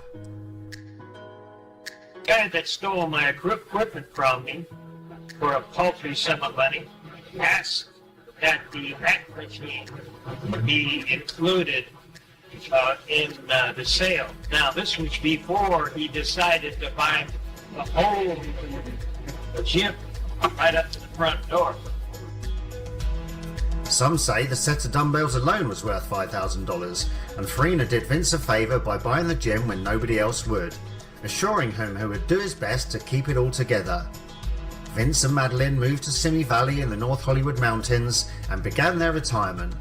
A businessman called and offered to finance a new gym, but Vince told him, "How long am I supposed to serve humanity? Vince Gironda doesn't want to be behind the desk of the gym anymore. I'm creative. I want to go on to something bigger and better." Vince occupied his days watching his favourite films, such as The Tower of London and Richard III, listening to classical music and treating himself to coffee and pastries, as well as operating his mail order business of courses and newsletters from a post office box in town. He'd suffered a series of mini strokes, and one major stroke which severely affected his short-term memory. And Madeline had unfortunately been diagnosed with breast cancer, for which she is receiving chemotherapy, using up their savings in travel costs and medical bills. Vince would keep in touch with Guy and handle business affairs away from home, so as not to raise suspicion with Madeline or make her jealous. He'd attend the Muscle Beach Awards and visit the Iron Man offices when his health permitted, and still follow the esoteric arts influenced by Bobby, reading the healing news from Hawaii and having his tarot read regularly. Vince still held strong opinions about everything that had happened with his gym and the state of the Iron Game, planning to return with new ideas and courses he had been writing. I got less than $10,000 left in the fucking bank. That started off with $100,000, which I got from my house in Toluca Lake. It's rapid, and I don't ever want to get the money. Ask my friends for money to eat on or whatever. What's wrong with the way they're training people in gyms today? How about everything? I can hardly go into a gym and train anybody, and I should be wearing a pair of blinders. The crap I see them giving these people. There seems to be a rule that you've got to keep your hands on in contact with your customer, and I don't know why. Because they're trying to steal their energy. What else? They don't know what they're doing. They've helped them on every rep. I mean, where's bodybuilding? What happened to cuts and burns? I'm talking about personal trainers. And naturally, the people don't know any better. So they just do it. I think that the day is coming when everybody that wants to be a gym trainer has to go through a pre-med course. They've got to learn kinesiology.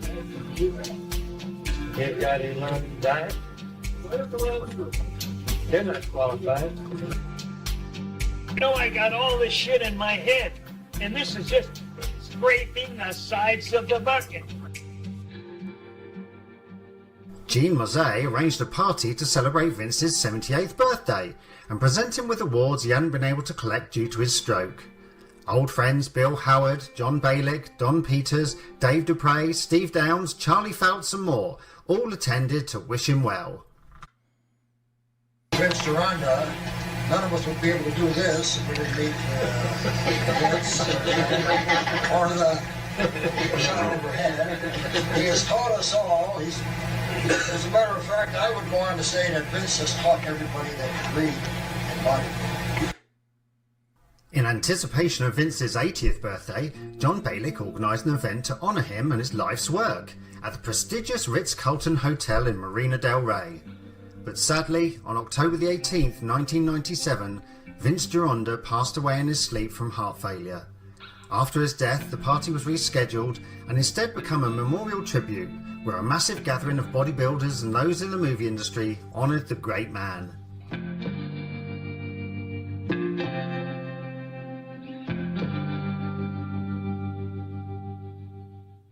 A truly sad and poignant end for one of the bodybuilding's most brilliant and influential figures. But while the man and the gym may be gone, the legacy of Vince Gironda and his revolutionary ideas will live on forever. If you appreciate our videos, please hit that like button and make sure you're subscribed. And if you want to help keep Vince's methods alive, be sure to check out our store for ebooks and downloads. Yeah, the biggest thing with Vince is similar pretty much to issues that anyone that's actually had, even myself. It's just that, you know, time just caught up with things here. People no longer wanted to train with Vince because, especially bodybuilders, because the way Vince trained is he focused more on the upper body and less on the lower body, because Vince thought that, you know, having too big of the big quads and stuff like that would throw off the symmetry. Vince was all about symmetry in bodybuilding, but the problem was in the 80s, you know, people were getting huge and stuff like that. And Vince stuck to his time-trained method of looking lean, which is good for Hollywood actors and stuff like that, but not for your general bodybuilder. And you know, at heart, Vince was a bodybuilder, in other words.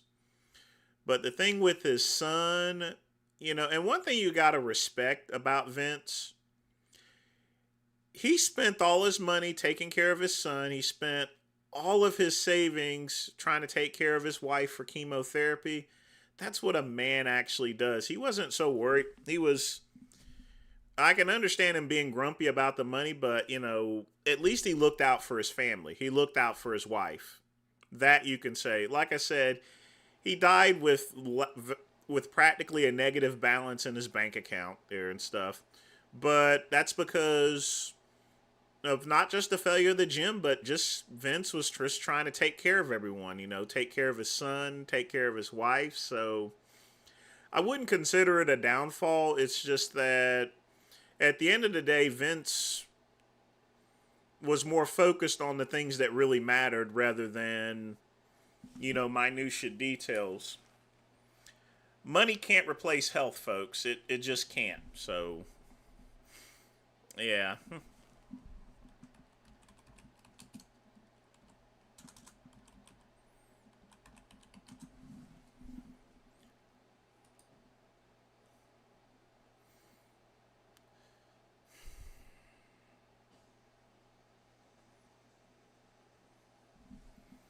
Oh, yeah, he definitely was here, so. And, of course, his classic steak and eggs diet, butter, cream, eggs, and milk. I mean, this was the... And I wish the video mentioned more about his dieting to where, you know, it was I would almost say, a prototype of the carnivore diet, though. Except he still had vegetables in his diet, liver tablets and stuff like that. And, you know, if you still eat the way his diet was, I mean, low carbs and stuff, you're going to look pretty good, you know. And even at his age, you could tell he was still in shape there, you know, and stuff. I mean, the funny thing is, he said that large amounts of egg, you know, if you eat a bunch of eggs, is just as good as taking Dianabol tablets, which, and that was another thing. He was against using steroids. So a lot of his training, you know, Vince never took steroids, obviously. He never took those at all. Never touched the stuff or anything. So that's why a lot of Hollywood actors went to him, because he got them the physique that they wanted for acting purposes. So, yeah. But in any event, folks, yeah, you got to be a freak is very knowledgeable. I'm very knowledgeable on Vince as well there.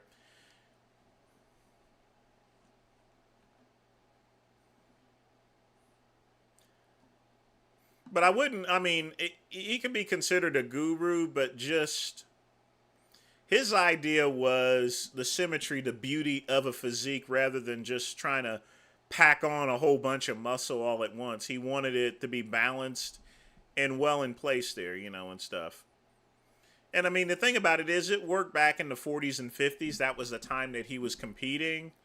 But being in the 80s and late 90s and stuff, you know, that time, as far as his training and bodybuilding, it was long past there. Long past. Oh, I would have Vince's physique any day, all day, you know.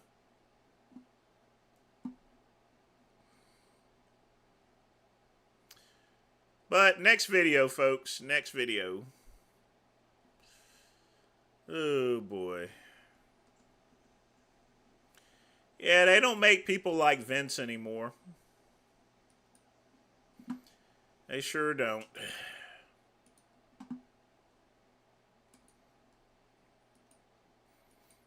That's actually a pretty good video of him.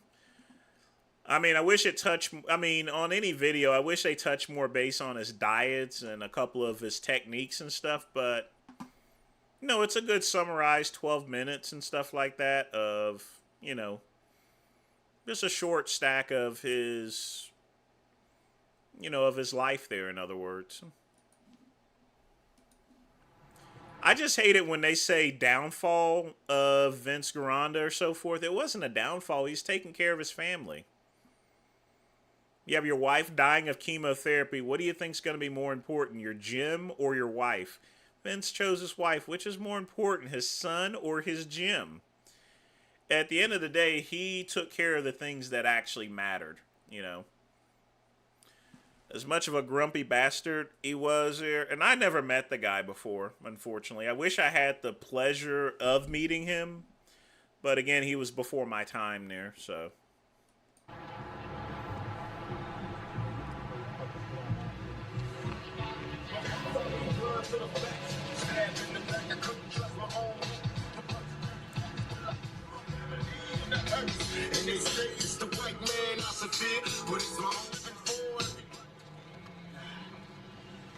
All right. Another day at the office. What is this, number 3? Battle for the Olympia, number 3? Number 3 sounds like my magic number. So let's go on inside and get busy with it.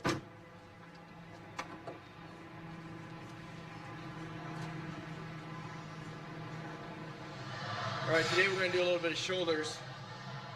And like I said earlier, this is the Battle for the Olympia '98, the third one of its kind. And of course, this is my 10th Mr. Olympia. And once again, it's on. A lot of people say I sound like a broken record when I start talking about the Mr. Olympia, but of course I feel like I'm going to be at my all-time best once again. Hopefully this time my best will be good enough. It's the first time I'm doing the Mr. Olympia in 10 years that we don't have a defending. Little did he know that Ronnie Coleman was about to pop up and just destroy everyone on stage.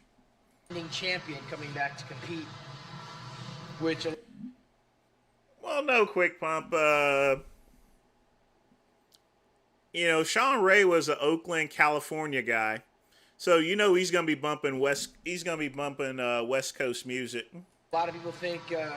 What's up, DL? We should all, as athletes and competitors, be excited about. I mean, it doesn't really excite me to know the champion's not going to be there, with the exception of knowing that someone new will be the champion, rather than the same one or two guys over the past 14 years. So. See, he thought he was going to be competing against Flex Wheeler.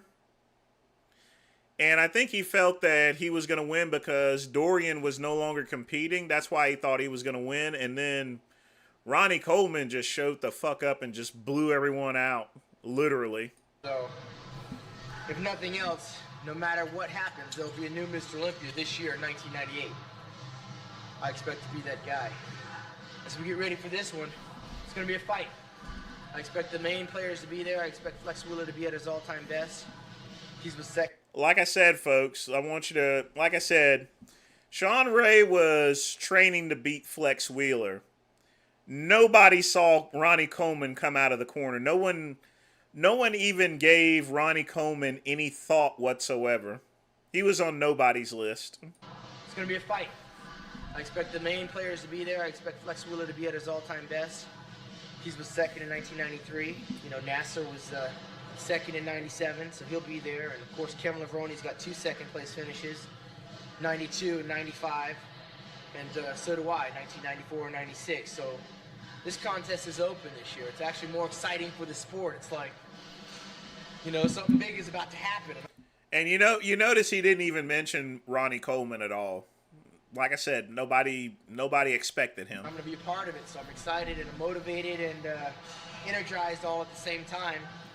And I can talk a little bit more about that once I get this shoulder workout out of the way. I'm exactly 1.5 weeks away from the Mr. Olympia. I've got about 5 workouts left.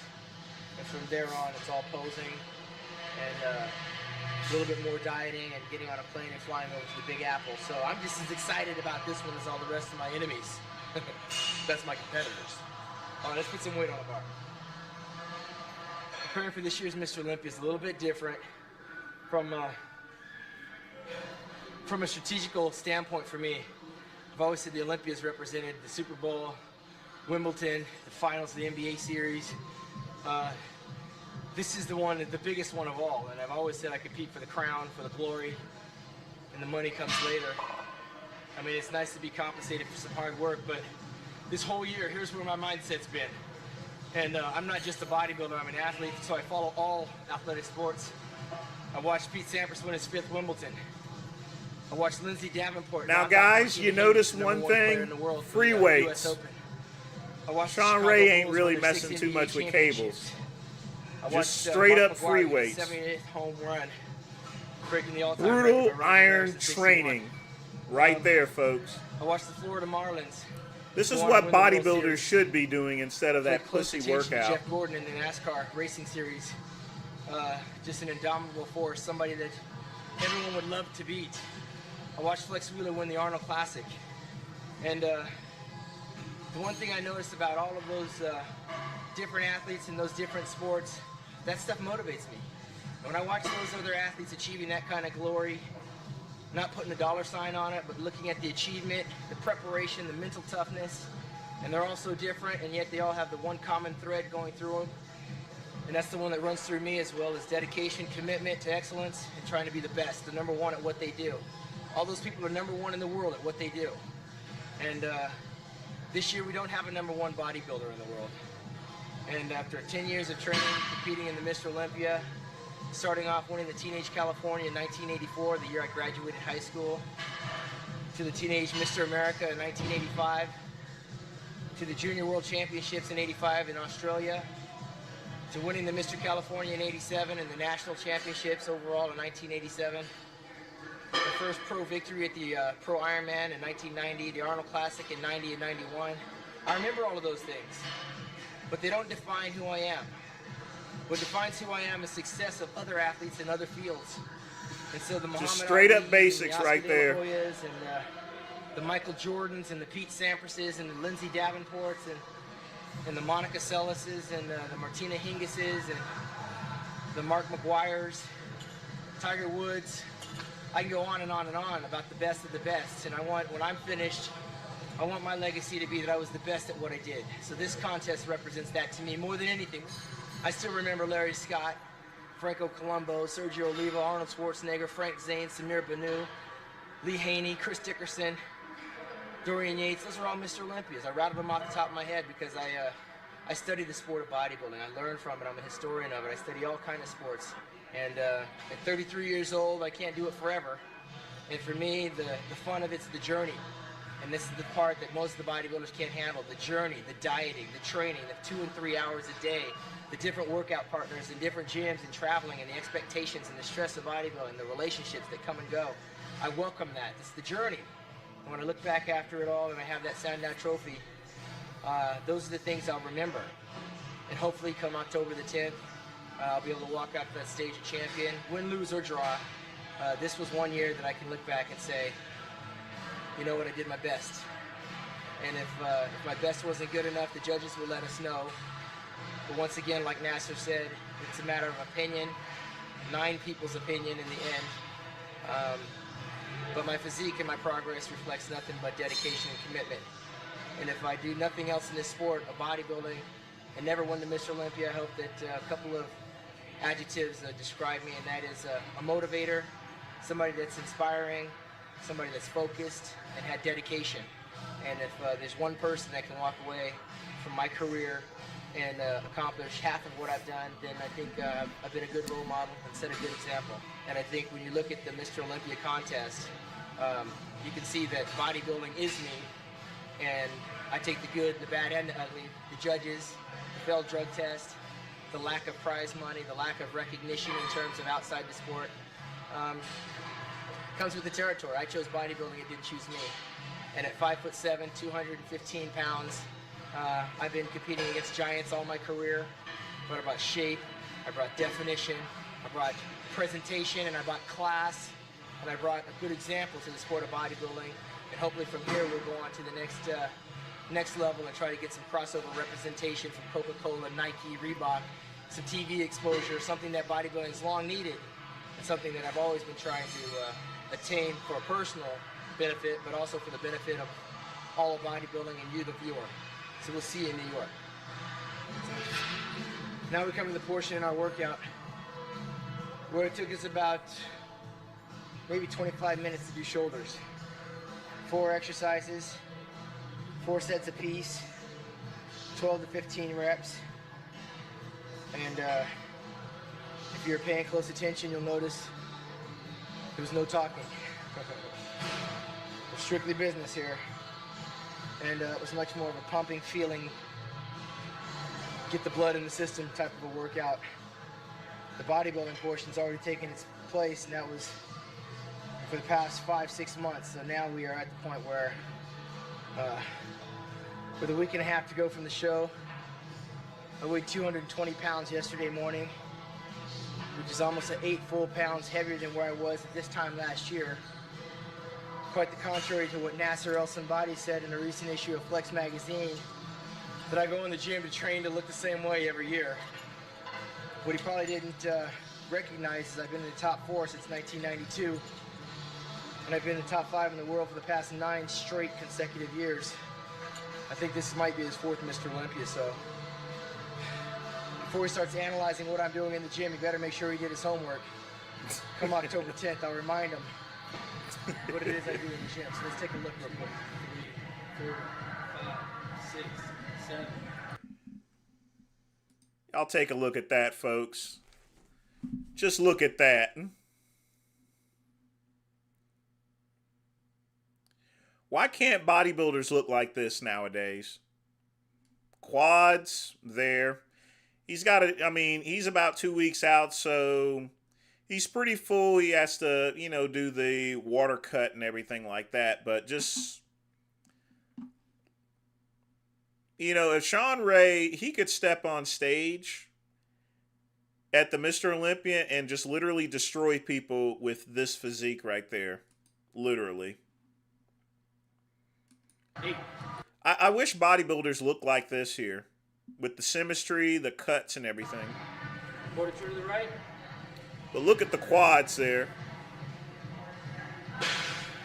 1, 2, 3, 4, 5, 6, 7, 8. Quarter to.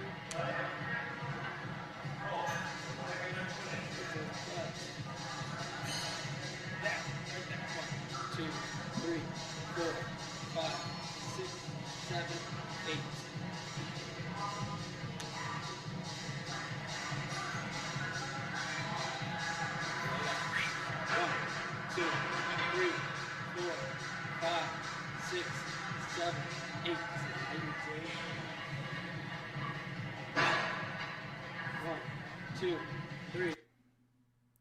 Like I said, folks, that's what you call a physique. Vacuum pose, everything. This is Nasser's reminder. 4, 5. 1, 2. None of this keyboard stuff. 4, 5. Push.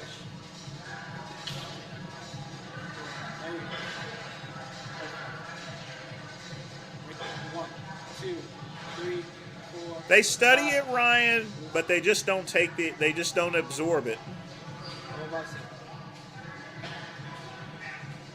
I mean, just look at the calves.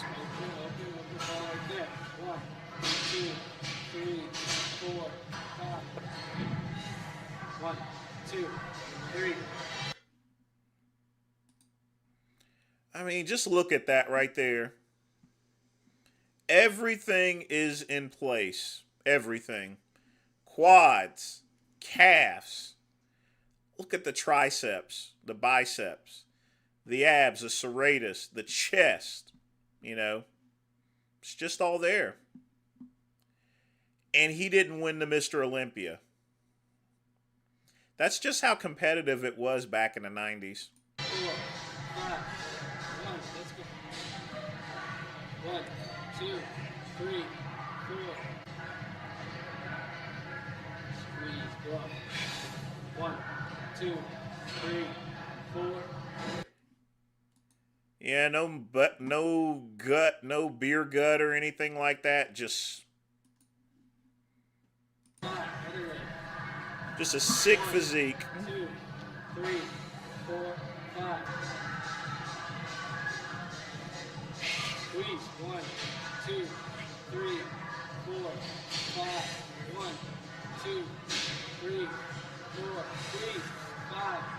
1, 2, 3, 4, 5. Hold it.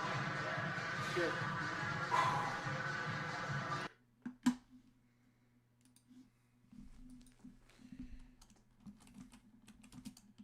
And when everything was all said and done here,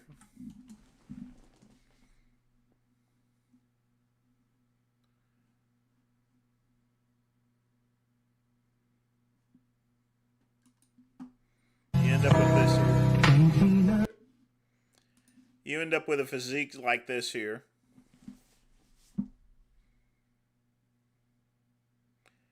Now the water's out. Now you got the results of all that hard work.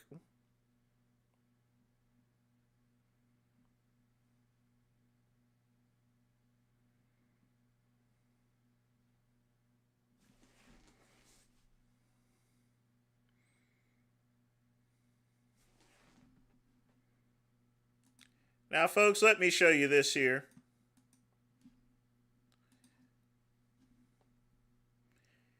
Do you see anybody on the current Olympia stage posing like this? Nobody. Sean Ray would have destroyed everybody on stage if he was competing today. No gravy backs, you're right.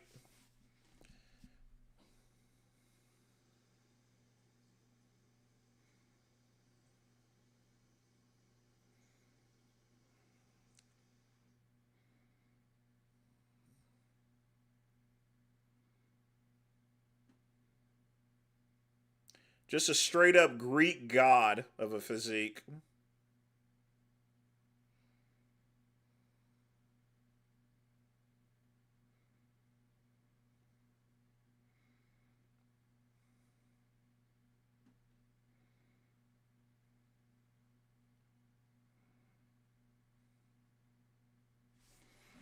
Let me bring this back, folks.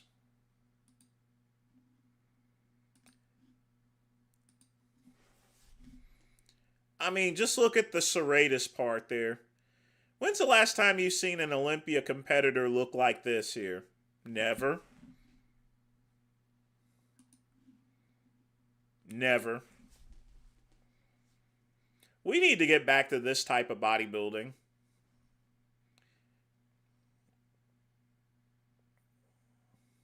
We really do.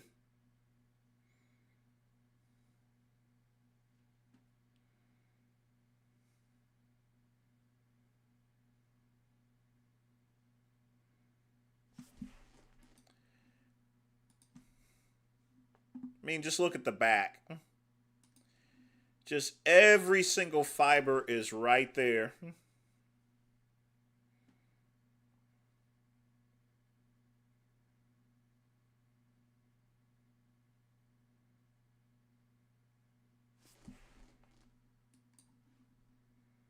Everything is right there.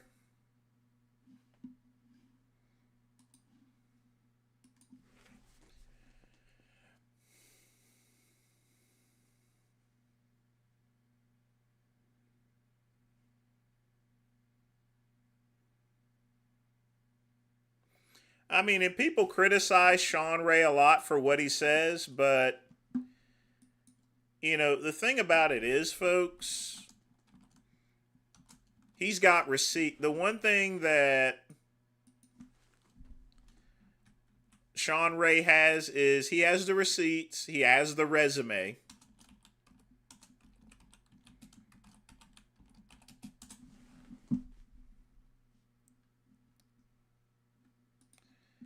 And then Big Bubba just steps on stage.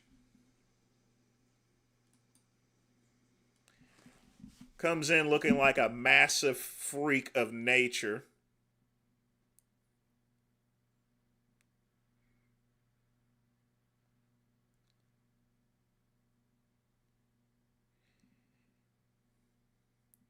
And the judges picked him over it because they wanted to see the amount. They wanted to see that right there.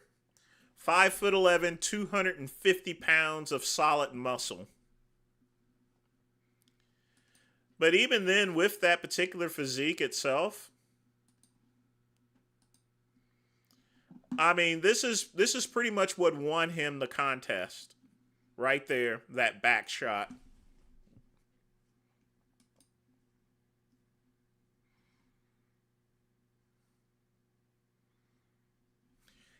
It's like a ripped power lifter, literally.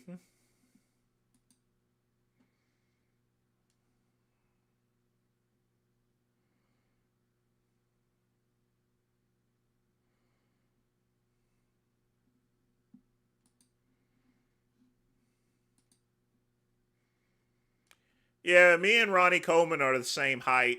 Except whenever I met him, he is twice as wide as I am. And I'm a big guy. But Ronnie was a freaking monster. But you know, the biggest person I've ever actually met was John Cena. John Cena is freaking huge. He's a lot, I mean, John Cena is straight up huge. He obviously, he ate his Wheaties.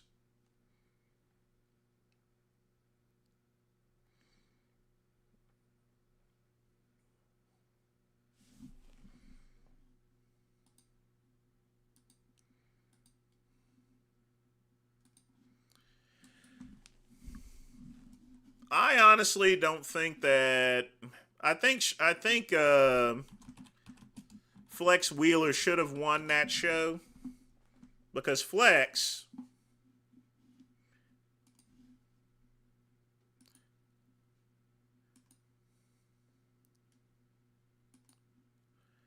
was a lot better on stage than Ronnie Coleman, in my opinion. That's why he was so mad at losing the show itself there. I mean, look at Flex. He's got more size than Sean Ray, but is just as cut and defined. Ronnie Coleman, Big Bubba, he still had he had a monster physique with more muscle.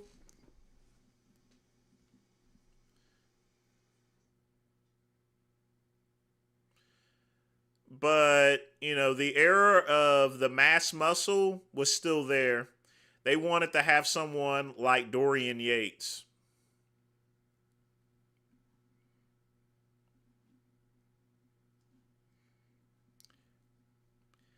I remember Y2K, and I thought everyone was,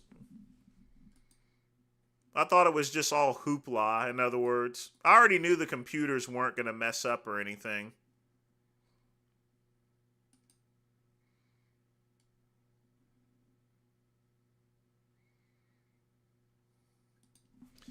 But yeah, the world. I already knew I had been working in computers for so long. I knew that the only thing would happen would be just a couple of computers would mess up that were non-essential, and they literally had to look for those computers anyway.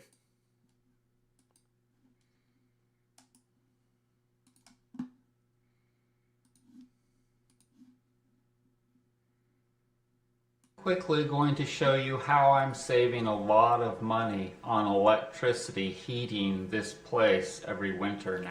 Oh boy, here we go. From now on. I should have done it a long time ago. But you see, this room is just a nightmare to heat because it's a vaulted ceiling. It's got these big 220 volt floor heaters, these baseboard heaters that take forever to heat this room. It just takes forever, and I don't think it has really good insulation either. So basically I flip the breakers on those. I'm not heating this room, the living room anymore. I'm only heating this room. I moved my sewing table in here. This is where I do most of my work, at this table. Well, I found room in my little room. This one little room is... I do something similar to that. You know, I still got my electric energy efficient heater in my living room, and I close up both of these doors and I turn the heat down to 68. I don't want to turn it down too low because then it freezes the pipes and stuff, but then before I open up the door before I go to bed and then the heat goes in there, by that time I'm already in bed, so I'm already bundled up. Now heated with this one little space heater, and that's it. And so additionally, instead of heating the kitchen, which is totally worthless, by using this oven, this little oven, I use this a lot. And I also use my slow cookers a lot. I brought both of those in here, and yesterday I heated the hell out of this room by cooking in here as well.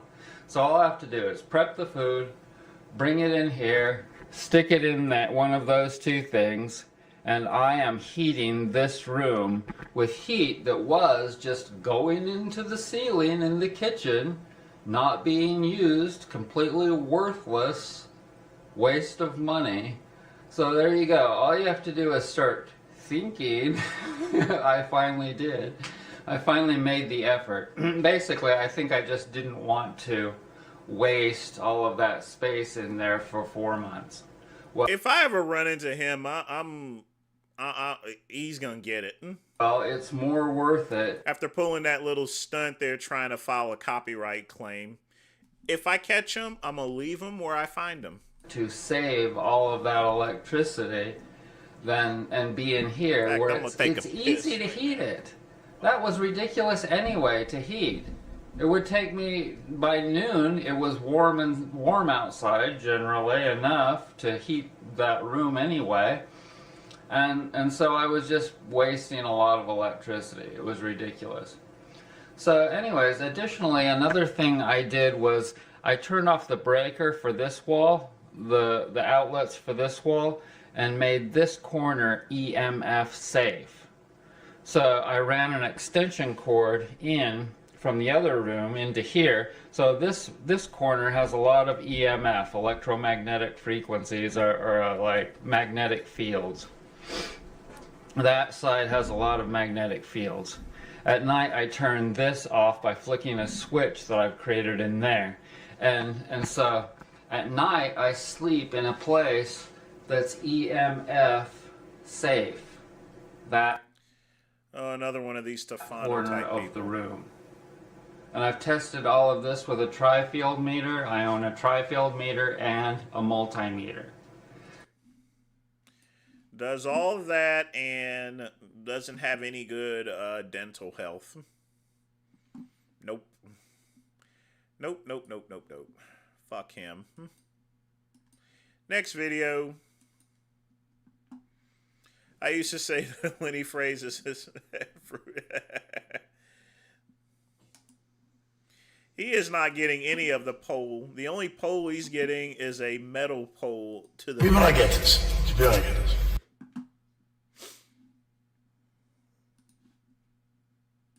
I could get your my bills if I wanted to, but I'm not a lame. So get this. Like, do you understand what I look like from this angle? Like, someone a keeper. But what we're talking about, me and her, she was one of the first people to message me on my birthday. So she's again, and I love women. Like, I just love them. They're just so dope. And all of them are different in every way, and they're so dope. So you guys, shut up, quit hating on women, but like wanting something from women. And you women, stop hating men and wanting something from men. This is why you guys are also. 2 hours later. My name is Wes. It's a W-E-S. And my last name is Watson. So my name is Wes Watson. And my name has never been West. It's only a game. Why do you have to be mad? Sup, ladies and gentlemen, we're back with yet another episode. Welcome to another video, and this one is going to be insane because it's only been 1 week, and this loser, right? This piece of shit has done more bullshit in 1 week than anyone in his shoes would ever do in a full year. We're about to cook the shit out of this fake Wes Watson because we can't stand for this shit any longer, right? I mean, we've got a lot to talk about and catch up on, man. From this piece of shit getting exposed for dropping the price on that garbage Bugatti he's secretly selling, to him sleeping around with smelly BBL crashing out on everyone who calls him out on his bullshit. We've got a lot to cover today, and before we dive in, shout out to you legends, man. You guys always going hard in the comments, cooking these fake alpha losers. You guys are savage. And with that being said, let's get into this shit, because this shit is insane. Even I get this. Vince, I am buzzing. Watching the midnight run. Quick Pump with a $2 donation. Definitely appreciate that. I'm cooking too. You know, the weekend's here. Got a lot of stuff to do this weekend. I'm just glad I'm not, like I said before, I'm training people. And when it comes to training people how to do medical claims, it's a big headache there. So I'm buzzing too. I'm feeling good. I'm going to have a good weekend. But again, I definitely do appreciate you donating. The best thing is I ain't got nowhere to go. Thank goodness. I can actually stay at home and get some shit done. To be honest, I can get you to pay my bills if I wanted to, but I'm not a pussy lame. So get this. Do you understand what I look like from this angle? Like if someone's walking behind me. Do you understand how much your chick would cream her panties if she saw me walking in front of you guys? She'd be like, oh my god, I wish I could just knock my dude out and fuck me in front of him. Come on, dog. The level of delusion with people who believe I'm just some money is so crazy. If I walk in a room, I'm taking all your shit. Besides the garbage, this piece of shit just said, ever since his ex Angie dumped his ass, this bitch can't handle rejection. He's crashing out, doing everything to get her attention. He's running around trying to pick up every girl he can just to make her jealous. That's how pathetic this idiot is. This fool goes on Instagram saying he wants to settle down, have one person, but meanwhile he's bouncing from girl to girl online, hence what went down with Gabby, his last hoe, right? Well, he'll be bouncing from guy to guy once he goes to prison, so he's not going to have to worry about that. Got back with her for a day or two, probably smashed her and left her hanging like the bitch he is. Bro, I have the best answer for you. The best answer on how to get a wife to stop arguing about dumb shit. Do not get an American wife. American chicks argue about everything. They can't stop. That's all they do is argue about everything. You're from where? Colombia. And Gabby's from where? Brazil. And we don't argue. One time I tried to argue with Gabby. She's like, I don't like this. I feel uncomfortable. I want to go home. She just wouldn't fight back like these bitches in America that think they're going to buck up on a dude. They're still feminine. American chicks are horrendous. Are you feeling scared or afraid of something, whatever it is? Or you truly...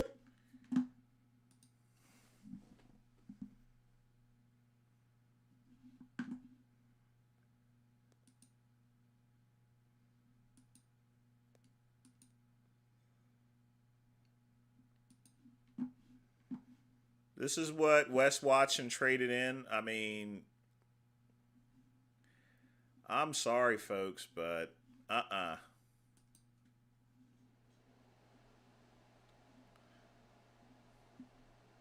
Looks like she's been sucking off of a Louisville Slugger or something with those lips. What you are being afraid of is your own thoughts.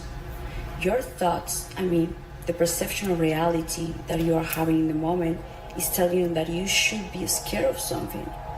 But at the end, it's just a thought.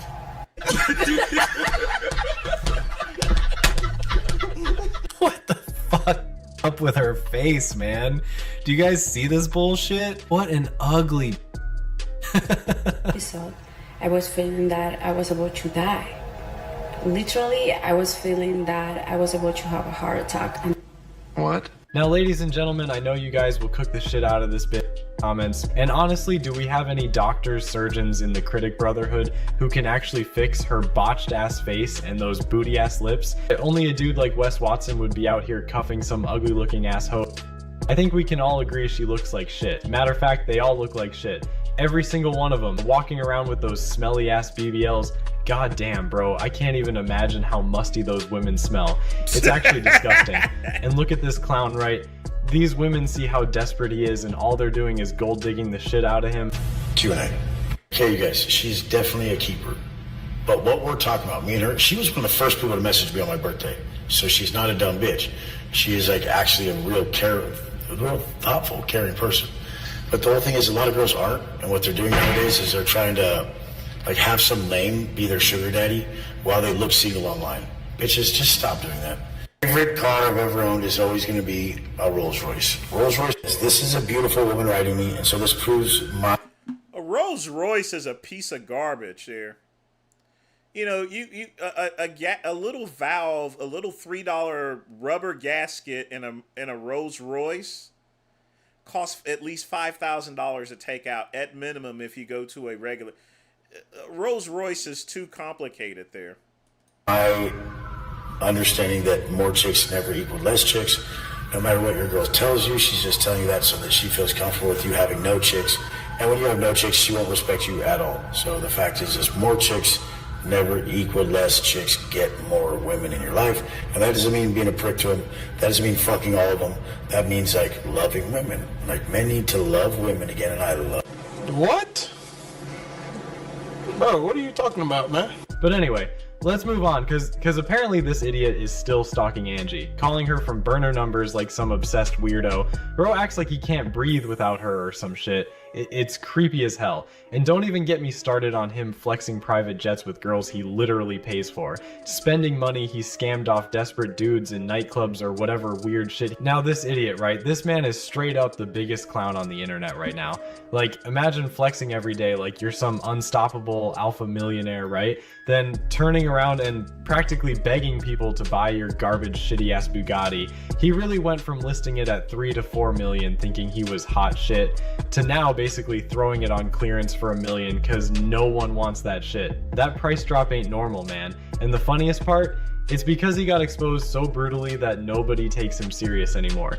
People finally realized he's all bark, no bite. He's just a little fake tough guy persona, fake everything. Yeah.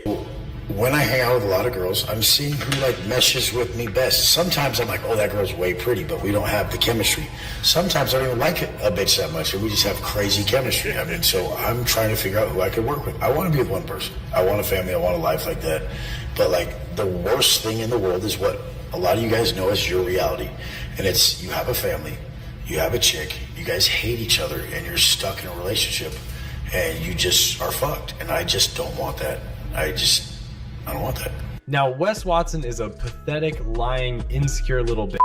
Straight up, this man is the exact definition of what's wrong with this fake alpha influencer generation. Nothing about him is real, nothing about him is solid, nothing about him screams, man, it's all performative bullshit. And let's talk about how he handles anything serious, because this is where the clown makeup really starts melting. Every time there's some real grown man responsibility he's supposed to handle, he suddenly disappears like a damn insecure loser. This dude acts like showing up for anything official is beneath him, and just as I guessed, it turns out he missed his latest court deposition. This was his chance to talk to his lawyers and give him his side of the... That's right, folks. I was going to mention that. He didn't even go to his court deposition. Yeah, that's going to end pretty well. Story, but as we all know, he's so pussy to even do that, right? He actually thinks avoiding responsibility makes him look powerful. No, it just makes him look like a scared, insecure little boy. He's not above anything. He's just too much of deal with real life. And honestly, watching him crumble is hilarious. He spent years pretending he was untouchable.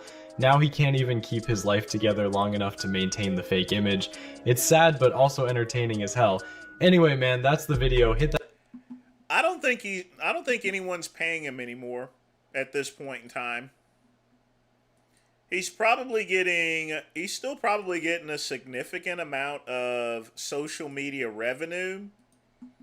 But beyond that,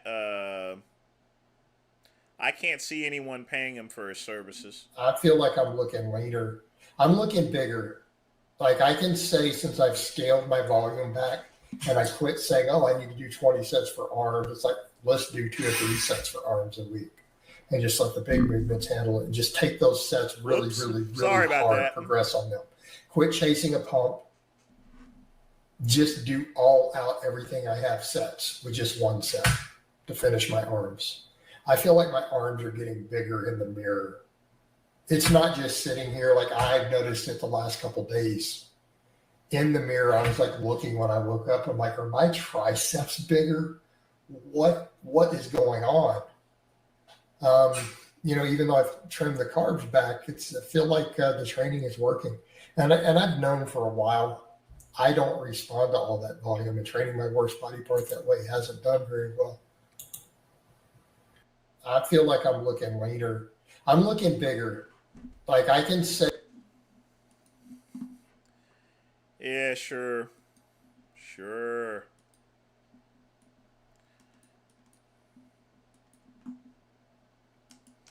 The thing about it is, it's one thing to say that you're looking bigger and leaner, but you got to have the receipts.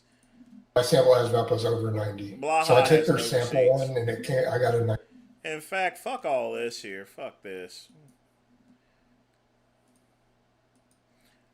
I've seen that one before, but we will play this one. This is the perfect movement to do what George Hackenschmidt talked about back in the 30s, I think, 1930s. My heels are together like a duck. I'm using my edges like the vastus lateralis comes into play when I push and I create tension from the edge of my feet. Not these edges, but these edges. As I push up with my toes, my heels drive into the platform. As my heels drive into the platform, I allow the tension to continue up my legs to my buttocks, and I squeeze the buttocks on purpose. What I'm teaching is like what Porsche teach the cars. Red line. And then you don't want to push the red line too far, otherwise you'll blow up the engine. And you downshift to come to the next curve, right? As much as you want to red line and take the risk, you're always thinking to yourself, benefit to risk ratio. Vince absolutely hated Tom Plax's physique. He didn't hate the person, but he absolutely hated the physique because Tom Platz's physique was the antithesis of what Vince taught, which was symmetry. And as you guys know, Tom Platz was one of the most unsymmetrical bodybuilders ever. Humongous legs and stuff like that. And he showed up on stage looking pretty good, but Vince absolutely hated Tom's physique. Absolutely, without a doubt. He hated it.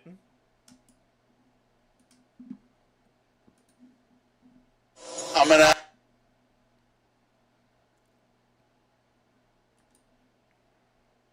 I'm talking to my boy voice. All right, folks, our feature presentation. Y'all remember this one, I guess. Yes, guys. Who else you want to watch this? Huh? Who am I? Guys. Say my fucking name. Guys. Say bitch. I think you are a god. I was praying to you. I was praying to you. I want you to watch this shit. Yes. Yes. Yes. Oh, you're so smart. You're so perfect. You're so beautiful. You're so smart. So funny. Nobody's like you. Remember my fucking name. You know what I mean? Yes, Goddess. Yes, Goddess. Goddess, I'm so sorry. I'm so sorry, Goddess.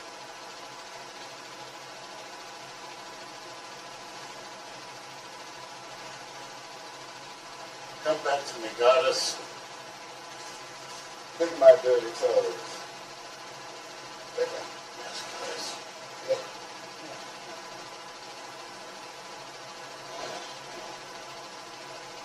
Does it taste like ice cream? Yeah. Bitch. Eat my shit. Yes, boy. I'm so sorry you didn't get 10,000. You're going to tip me today, I hope. I'm so sorry. You're going to tip me, you hear me? Yes. Tip me, you fucking yes, or tell me fucking no. Yes, you gotta tip me. Yes, I'm so sorry I don't give you thousands and thousands, which you deserve. You don't give me more than you're successful. I don't care about this guilt. I want it. I want it. I want to give you everything. Everything? I want you to lock me up in chains and let me go and make my money and bring it to me. Yes, but it was, and you treat me like a dog. Please, Goddess, come close to me. Please, Goddess. Oh, yeah. Yeah. Yeah. Oh, yeah. Oh, fuck yeah. Oh, Goddess. Come here. Come here. Let me look in your eyes. Please, Goddess. Let me look in your eyes, please. Hate you, I hate you. I'm sorry, Goddess. I'm sorry, Goddess. Don't hate me. Listen to me, bitch. Yes, Goddess. Don't hate me, Goddess. Please don't. Say it. Don't hate me, Goddess. Say it louder. Don't hate me, Goddess. I love you. I worship you. Bitch. Yeah, Goddess. Yeah. Please come on, look at your face. Oh, yeah. Oh, yes, Goddess. Oh, yes, Goddess. You can kill me if you want. No. Kill me, Goddess. I don't need you alive. You're not going anywhere. But whenever you want to, you can stuff me out. Make a snuff film. Yes, Goddess. Look at that beautiful cock. I remember when I used to shoot birds in the back of my foot with a little force. You remember that? Yeah. Bitch? You remember that?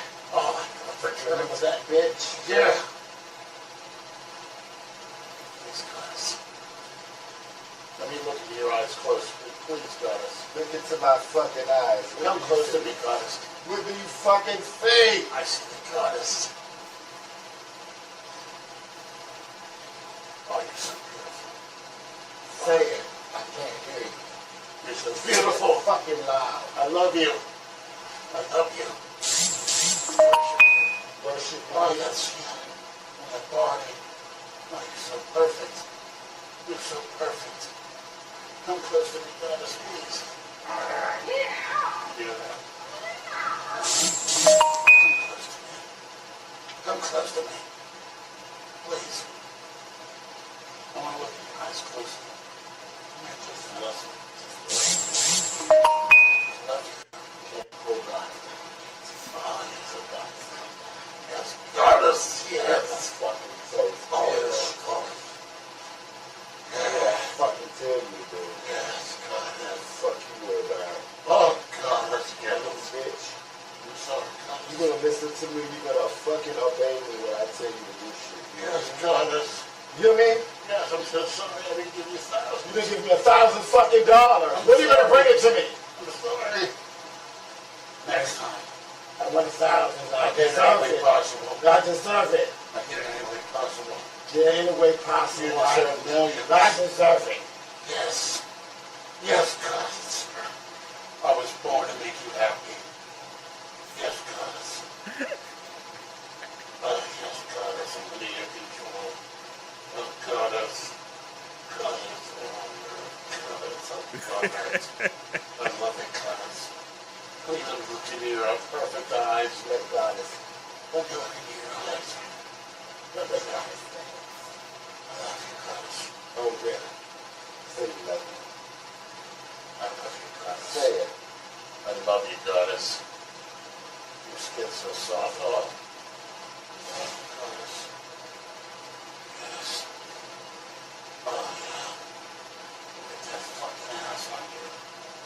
I never seen anybody with a beautiful mouth. You're so perfect. Bitch. Oh, yeah.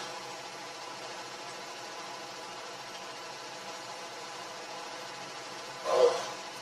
Look at my fucking name. You recognize. Oh, yeah. Oh, yeah. Oh, yeah.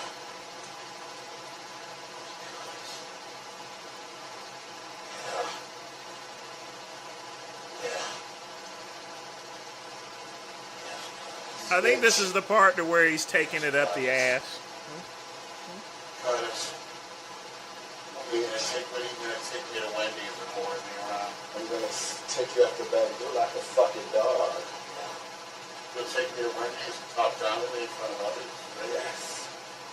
You're gonna talk down to everybody in this fucking house. I want you to tell me. Yeah. Can I come with you? You have to obey me. Wait a minute. Stay right there.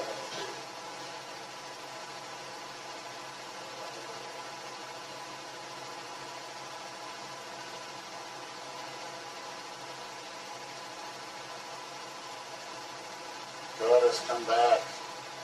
Yeah. Goddess, I hate when you leave me. I can't stand it.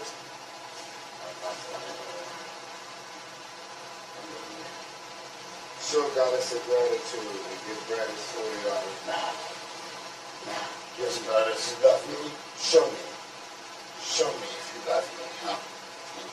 Show me. Show me. Say you love Goddess. Show me. Sorry, Goddess. I'm sorry, Goddess. I didn't mean. Goddess, I'm so sorry. You love baby.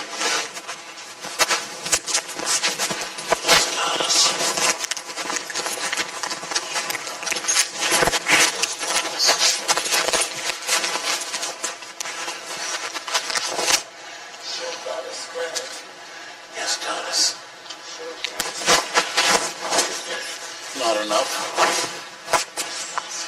Not enough for you, beautiful goddess. Not enough for you, beautiful goddess. Goddess, I thank you for being here. I fucking love you. I love you, goddess. Goddess, don't leave me. No, I'm just gonna tell you something. I can't stand when you leave me.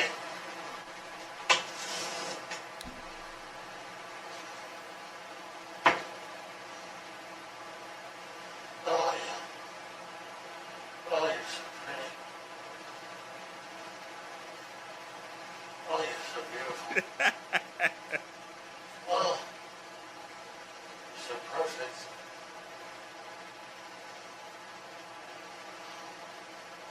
Oh my God, what a babe. Oh, God, the most beautiful thing on earth.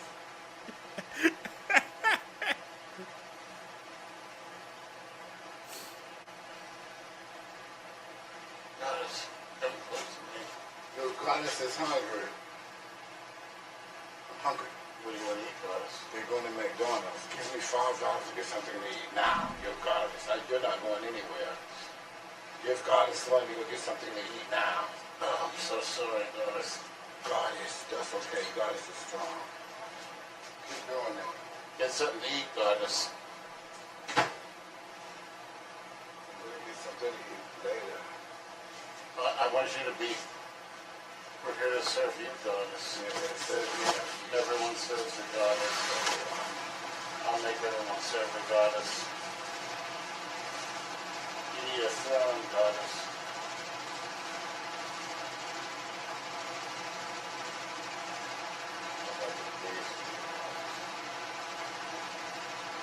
Come on, goddess. Come close to me. Yes, goddess. Yes, goddess.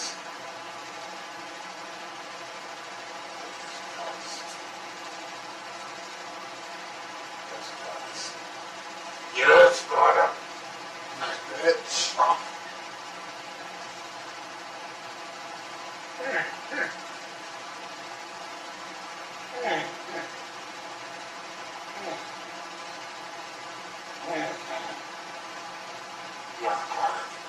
Good bitch.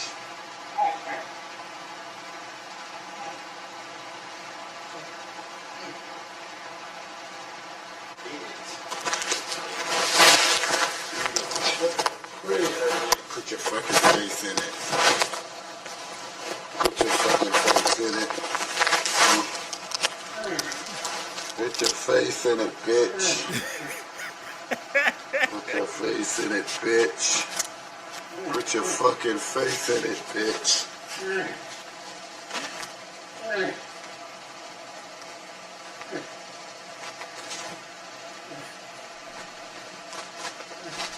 Put your face in it, bitch. Put your face. Fucking face in it, bitch. Put your face in it, bitch. Put your face. Put your face. Fucking face in it, bitch. Put your face in it, bitch. Put your. Yeah.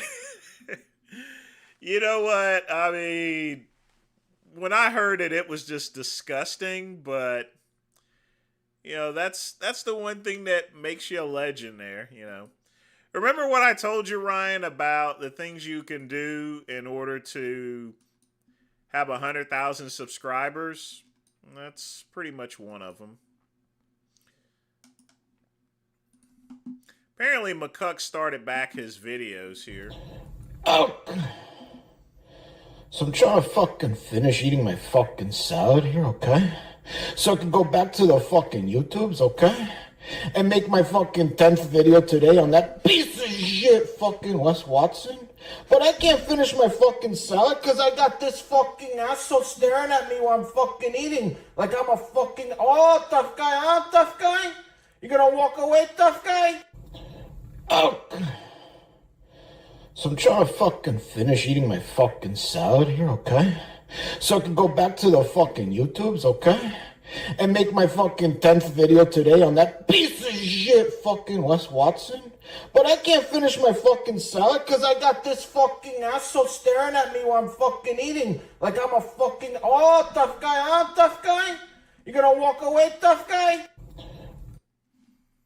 Boo! That's not even funny at all. Boo! Boo! Yeah, it looks like he's put back up all his videos. And of course, naturally, he puts up the Ruby Classic one. So, yeah. Oh, well.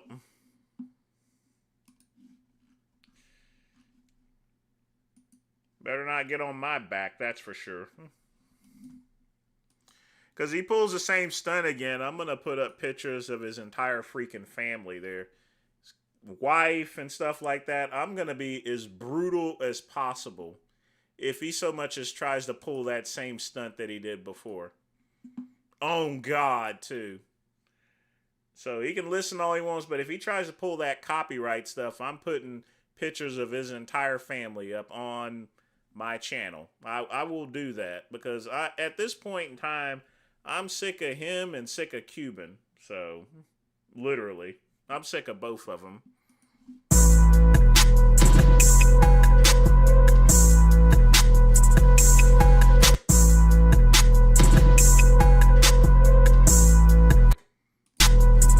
Nothing like AI.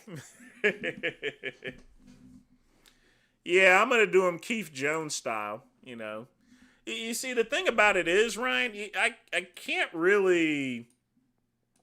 It's at a point in time to where I have to be very cruel to someone like McCuck there because they just don't seem to listen. He better just stay in his freaking lane because if he even pulls one little stunt, just one, I'm putting pictures of his family. I'm going to do it Keith Jones style. And if he thinks he's in trouble with his family now, just wait, you know. Because I got all the pictures. I got every single last picture. I will put it right up here on my channel. There won't be a damn thing he can do about it, neither. You know, I get tired of people like that. You want to know why, folks? You want to know why? Because simply put, they just try to stay relevant, and when you interfere with a man's money, I'm like Big Worm. Messing with my money is like messing with the emotions. It's not the money; it's the amount of time I've put in order to do my videos. And even though I got a lot of my videos saved on my hard drive to where, you know, I could put them up practically anywhere, you know, that's not the point of things. You know, it really isn't. All right, let's check out the Tefano videos, and I think we're going to be just about done with things here. So,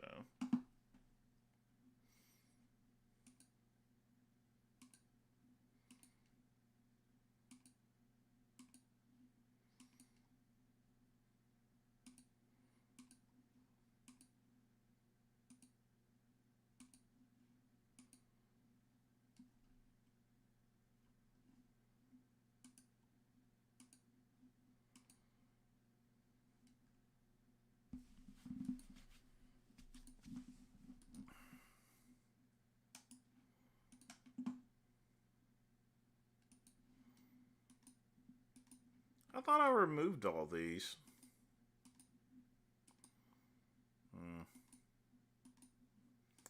Oh, well.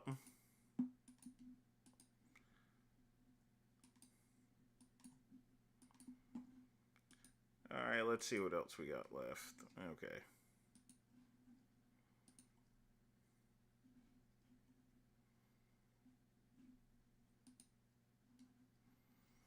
Oh, looks like we got a couple of eye updates.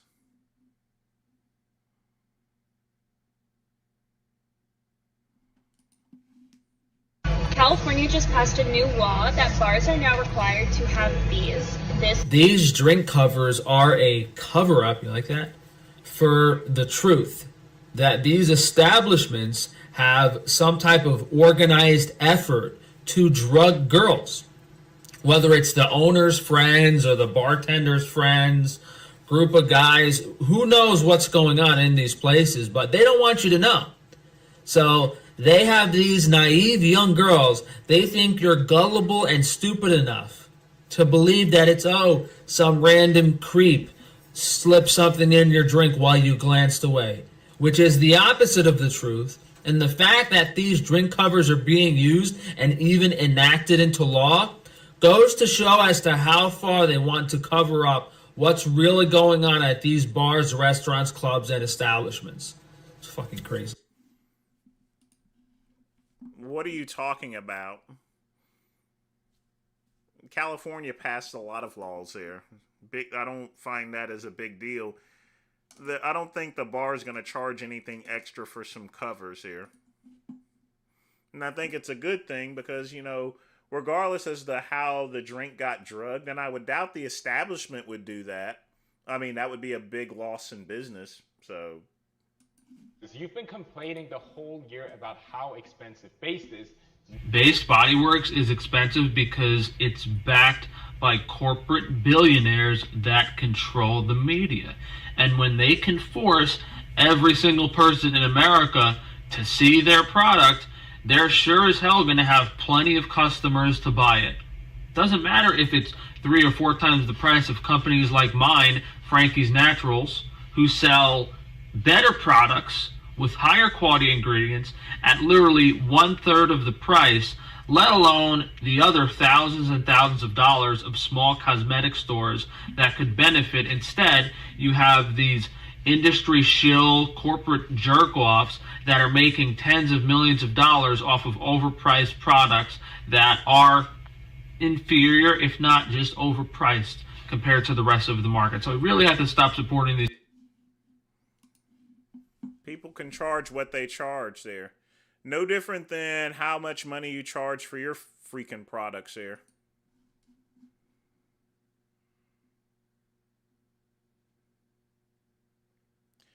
Well, Chuck E. Cheese, I'm only saying that if he messes with my account again. And he messes with, he messed with my family as well. So, yeah, it may not sound cool, but, you know, he needs to recognize that, you know, when you screw with someone's family and you screw with someone's income and you screw with someone's job, you know, you got to pay the price for it. Hopefully he takes the last message, because Chuck E. Cheese, I was about to sue the guy. I was about to sue McCuck for what he did. You know, I was going to take him to court and strip out all of his kids' college education just for that little stunt that he pulled. He already knew that he did a big no-no on that. So, yeah. I mean, I get where you're coming from, believe me, but, you know, for someone like McCuck, I hate having to take measures like that, but that's exactly what I'm going to do if he pulls a stunt like that again. He needs to just stay in his own lane and not try to do the stuff that he does, that he's been known to do for years to other people, you know? So, but if he pulls it again, I'm unloading the cannons, you know? He's going to get the real soul pull. Yeah, I was going on their page to find a video to respond to, and I mean, the thing about it is, Chuck E. Cheese, if you don't want your family to be messed with, don't mess with somebody else's family.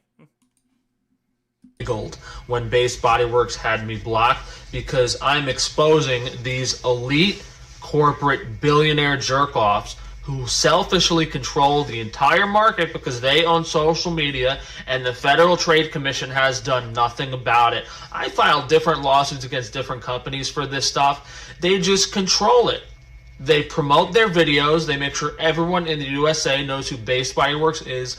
They overcharge crazy prices for their products, and all of the competition is shadow banned, censored, or just outright banned entirely, so that these elite corporate billionaires who own Base Body Works, not just one kid like they want you to believe. It's not one kid in his mom's basement making hundreds of millions of dollars. I mean, they think you're gullible enough to believe that. That's how these people. That's how evil these people are, and how. Well, he was also a lot of things I didn't want to mention, but he was messing with my family and making, and stuff. So, yeah. He was really asking for it, but I will unload the freaking cannons on him.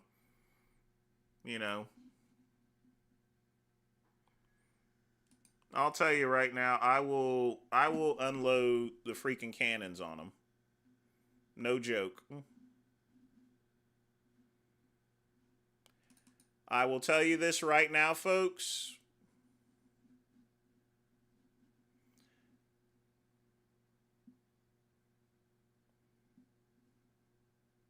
And I'll show you just how serious I am.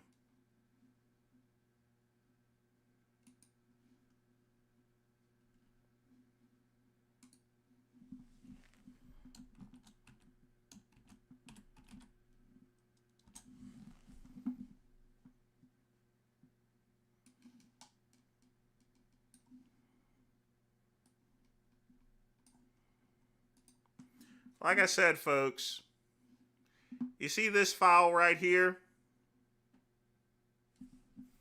You see this file? That's McCuck's file right there.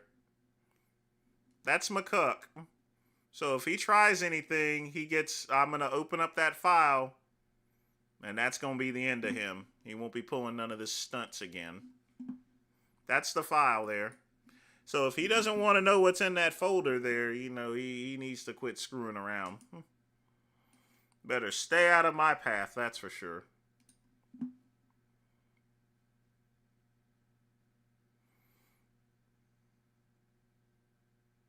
He did go after Big Rob when he got Lenny fired, which seems warranted. Yeah, I would agree that is warranted there, but, But the problem with McCuck is that he's a shit stirrer, and he'll stir some stuff up, but he'll dish it out, but he won't take it there. There is no legitimate eye procedure that will objectively improve your looks. The top eye surgeon in the world that botched me only has like 3 before and after photos that he shows on his website out of the thousands and thousands and thousands of procedures he's done. What does that say about the quality of his work and the procedures they're performing? Yeah, I would agree because he had lost his income and stuff. Yeah. And what people don't know and don't think about is that your eyes are in a fixed position in your skull. These eye surgeons are altering the soft tissue around your eyes. So you can't actually change your eyes with modern procedures. It's impossible. Just think about it. Your eyes are stuck like this, right? Okay, you're going to move the eyelids around. What's that going to do? You could spend all day moving your eyelids around your face, moving the soft.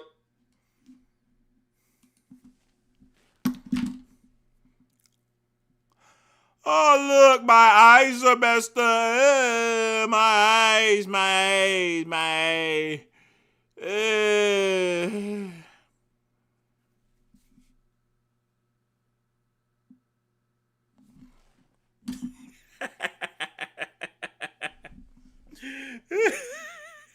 Soft tissue around, it's not going to look better. It's not going to look better. And the orbital procedure that I had done was what botched me. So modern oculoplastic surgeons, modern eye surgeons, they have no safe way of moving the eyes around. So how could they move the soft tissue around correspondingly to fix it? And the only good results I've seen are from minimally invasive implants placed around the area, which are also incredibly unsafe and also kind of 50-50. It could go either way. So it's a really difficult position to be in unless you have some deformity. Boo! Boo! I'm not ending my show like this. Screw that. We're going to do it like this here. Shout out to the really gotta be a freak. Gotta be a freak beats. Taste of my freestyle. You know my flavor, I'm the real vanilla ice. 10K a day, 10K a day. Oh, I can't smoke a cigar this late, Quick Pump. I would never get any sleep. You know my flavor, I'm the real Felicia Keys. 10K a day, 10K a day. You know my flavor, I'm the real vanilla ice. 10K a day, 10K a day. You know my flavor, I'm the real Felicia Keys. 10K a day, 10K a day. Fuck everybody, college don't mean shit. You know I'm broke, world star, hip hop don't mean shit. Got shit, nobody stopping me, I'm untouchable. This interest rate don't mean shit, Eminem don't mean shit. Got shit, whole star rap, iced out real. You know you can't touch me, you can't touch, I'm the real jammer, I'm the real sugar knight, I'm the real sugar knight, I'm the real sugar baby, I'm the real Rob Bailey, Rob baby, Mustang out the shop, Mustang out the shop. I got all the ice cream, I got the fly in the coast, I got all the ice cream, I got the pipes in the cream. You know my flavor, I'm the real vanilla ice. 10K a day, 10K a day. You know my flavor, I'm the real Felicia Keys. 10K a day, 10K a day. You know my flavor, I'm the real vanilla ice. 10K a day, 10K a day. You know my flavor, I'm the real Felicia Keys. 10K a day, 10K a day. You can't stop me, you can't stop me. 10, 10, 10. You can't stop me, you can't stop Mariah Carey. Mariah Carey. Can't stop Mariah Carey. Mariah Carey. Can't touch, I'm untouched. You know my flavor. You know my flavor. You know my flavor. What's my flavor? My flavor's fucking ice cream, bitch. Fuck disabilities. Fuck ice cream. I'm the man. You can really can do it. I'm the man. East Coast, West Coast, from Los Angeles. I'm the man. Taylor Swift don't got shit on me. Shit on me. Lil Wayne don't got shit on me. Shit on me. You know my flavor. I'm the real vanilla ice. 10K a day. 10K a day. You know my flavor. I'm the real Felicia Keys. 10K a day. 10K a day. I'm the real vanilla ice. 10K a day. 10K a day. Real trap shit. I'm the real Felicia Keys. 10K a day. 10K a day. Shout out to the really gotta be a freak. Gotta be a freak. The man is an editing genius.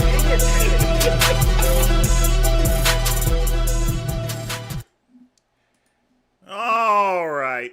I know it's 12 o'clock. I'm going to keep the live stream open for another 10 minutes here. So we'll stop the streaming at 12:10. Let's get some music playing. Let's see here.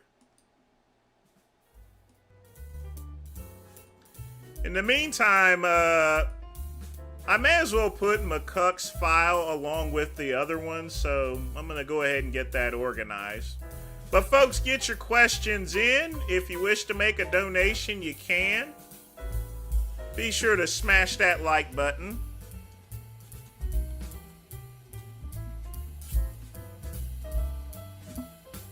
So I'm going to just get everything. I'm going to move McCuck's file over with the rest of them.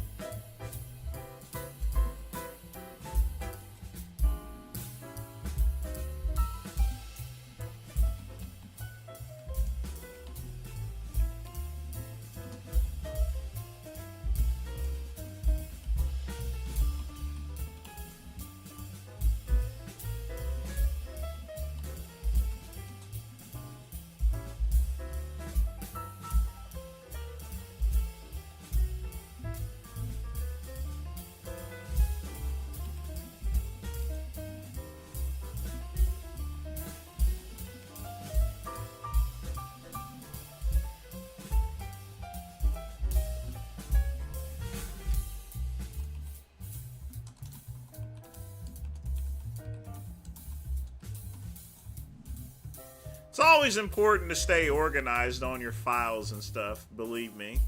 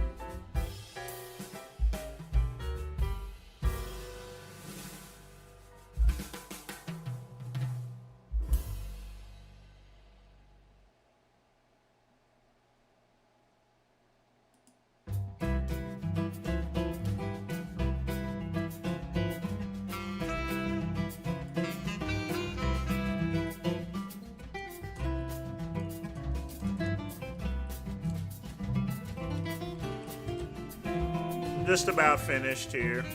I need to actually organize all these files.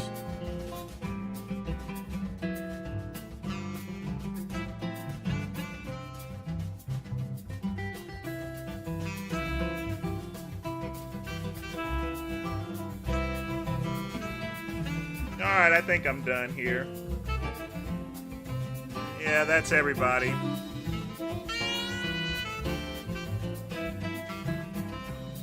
Although I should get rid of Derek Anthony's and Keith Jones's file. I don't really need them anymore since they're dead. But congratulations, McCuck. You've entered in the files along with Vince Basile.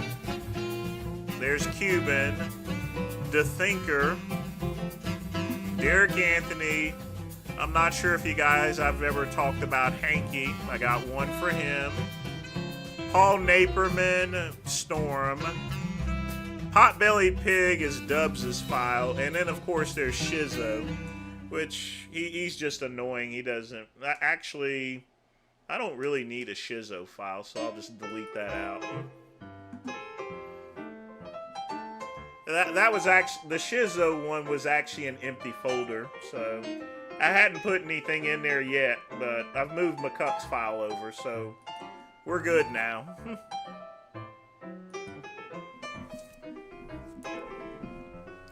I think I'm going to get rid of it. I don't think I need the Derek Anthony or... I think I'm going to get rid of those two files, because they're dead.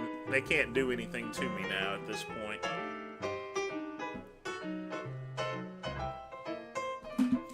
It's important that you keep things organized in case some stuff pops off. I'm a very organized person.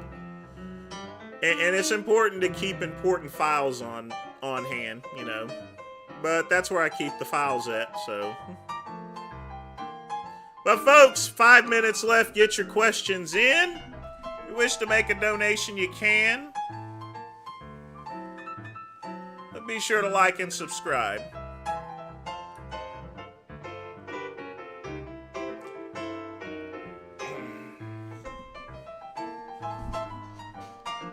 I mean, he should be privileged. He's in the same file cabinet as Vince Basile and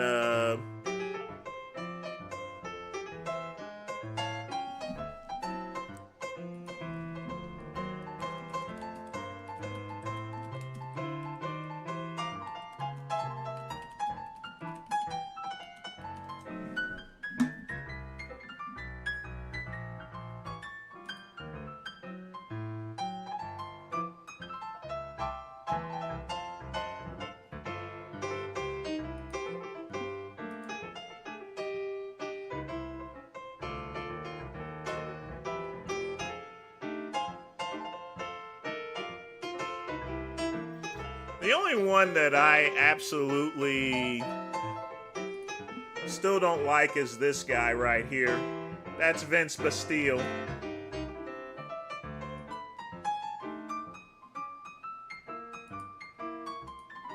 Straight up piece of trash, in other words. I wish I can get my hands on this piece of garbage here. I really wish I did. This old bastard went and called me in my hotel while I was competing. And him and Keith went and ordered pizzas and stuff like that and made crank calls. Along with his other stuff too, so yeah.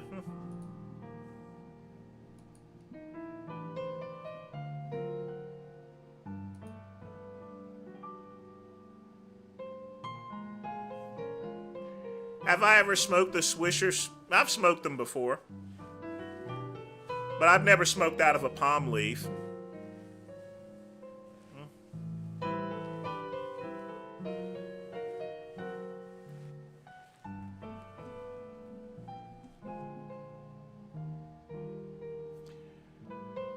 That file is Chuck E. Cheese. That's only for people. Those are for what I consider mortal enemies. In the event that I need to get someone, that I always keep a file there of those people. So you're definitely not in there. You're in my friends list there. So, but I forgot to actually move McCuck's file over to the rest of them. Like I said, I like keeping my computer organized in the event something pops off. That way I could find it really quickly.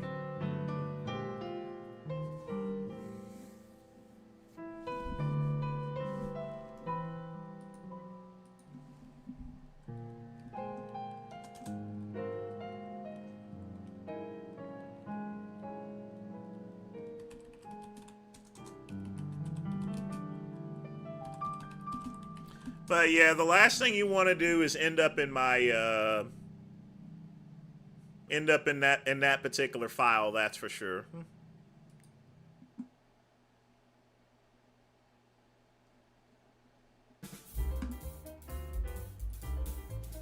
If you end up in that file, folks, you're believe me, you've probably pissed me off really, really badly.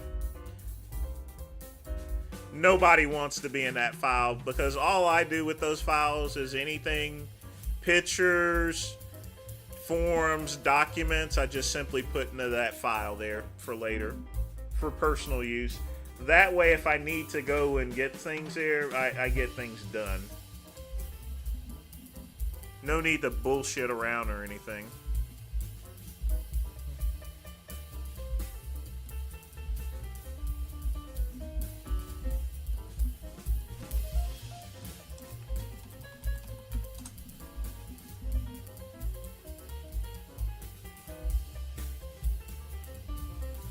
But the truth of the matter is, my only actual mortal enemy that's actually left, if anything, is Vince Bastille.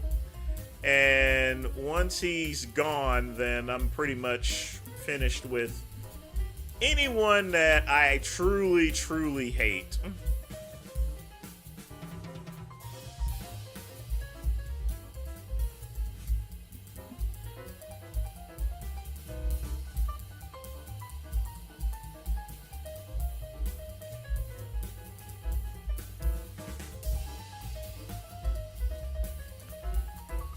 And one thing I did in order to retaliate against Vince Bastille, I bought out his domain name that he had for his gym because he let it expire, vincebastille.com, and I redirected it to the NAMBLA site, you know, the National Association of Man-Boy Love. And then I changed the top title, Mr. Vince Bastille 1970 Mr. Canada. And yes, I did actually do that. I got banned from Get Big for at least 3 months for doing that.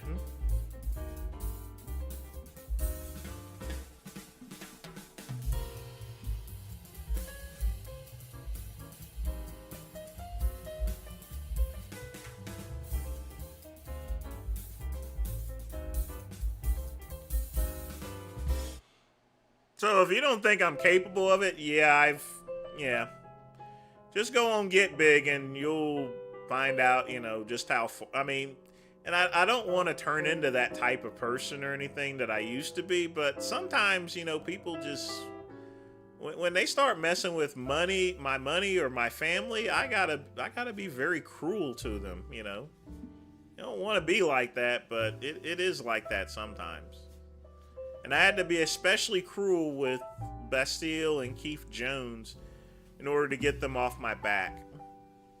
He's not been pestering me for quite some time, but still, you know, I still got to keep my ops out, you know.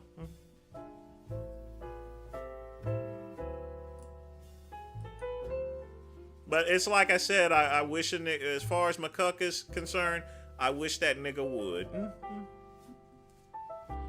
Because if he pulls any little stunt like before and he gets a little too comfortable and gets a little, if he gets a little froggy, I'm not gonna warn him. I'm not gonna give him a warning.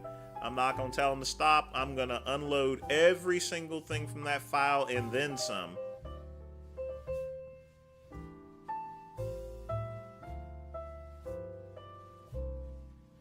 Oh, it was pretty mean. I mean, he owned a gym at a time there, and so the thing about it is he let his domain expire, which was directed towards Vince Bastille's gym. So when I bought the domain and redirected it, all of his gym members, whenever they pulled up his website, that's when they pulled up that NAMBLA, which basically I literally polluted his site there to where he can no longer use his domain name. I mean, I didn't, you know, the thing about it is it didn't cross my mind that his gym members would go and see that, but like I said before, the game is the game. He messed with me, calling and making crank calls, ordering pizzas and stuff there and having them sent to my house. Yeah. Derek Anthony sent that CD full of his stripper pictures to his parents. Keith Jones exposed him for his fraudulent t-shirt business. Yeah. Back in the day, I didn't play. I'm a lot more calmer now. You have to remember, in my 20s and 30s, I was like I said, when I say I was I was one of those ancient piss troopers, I really brought the piss. There wasn't no Order 66. It was just fuck them up, Vince.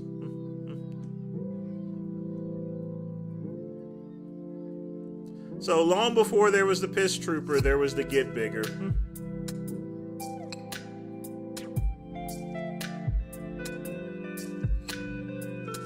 But folks, I'm gonna go get me something to eat, and then I'm gonna start cleaning.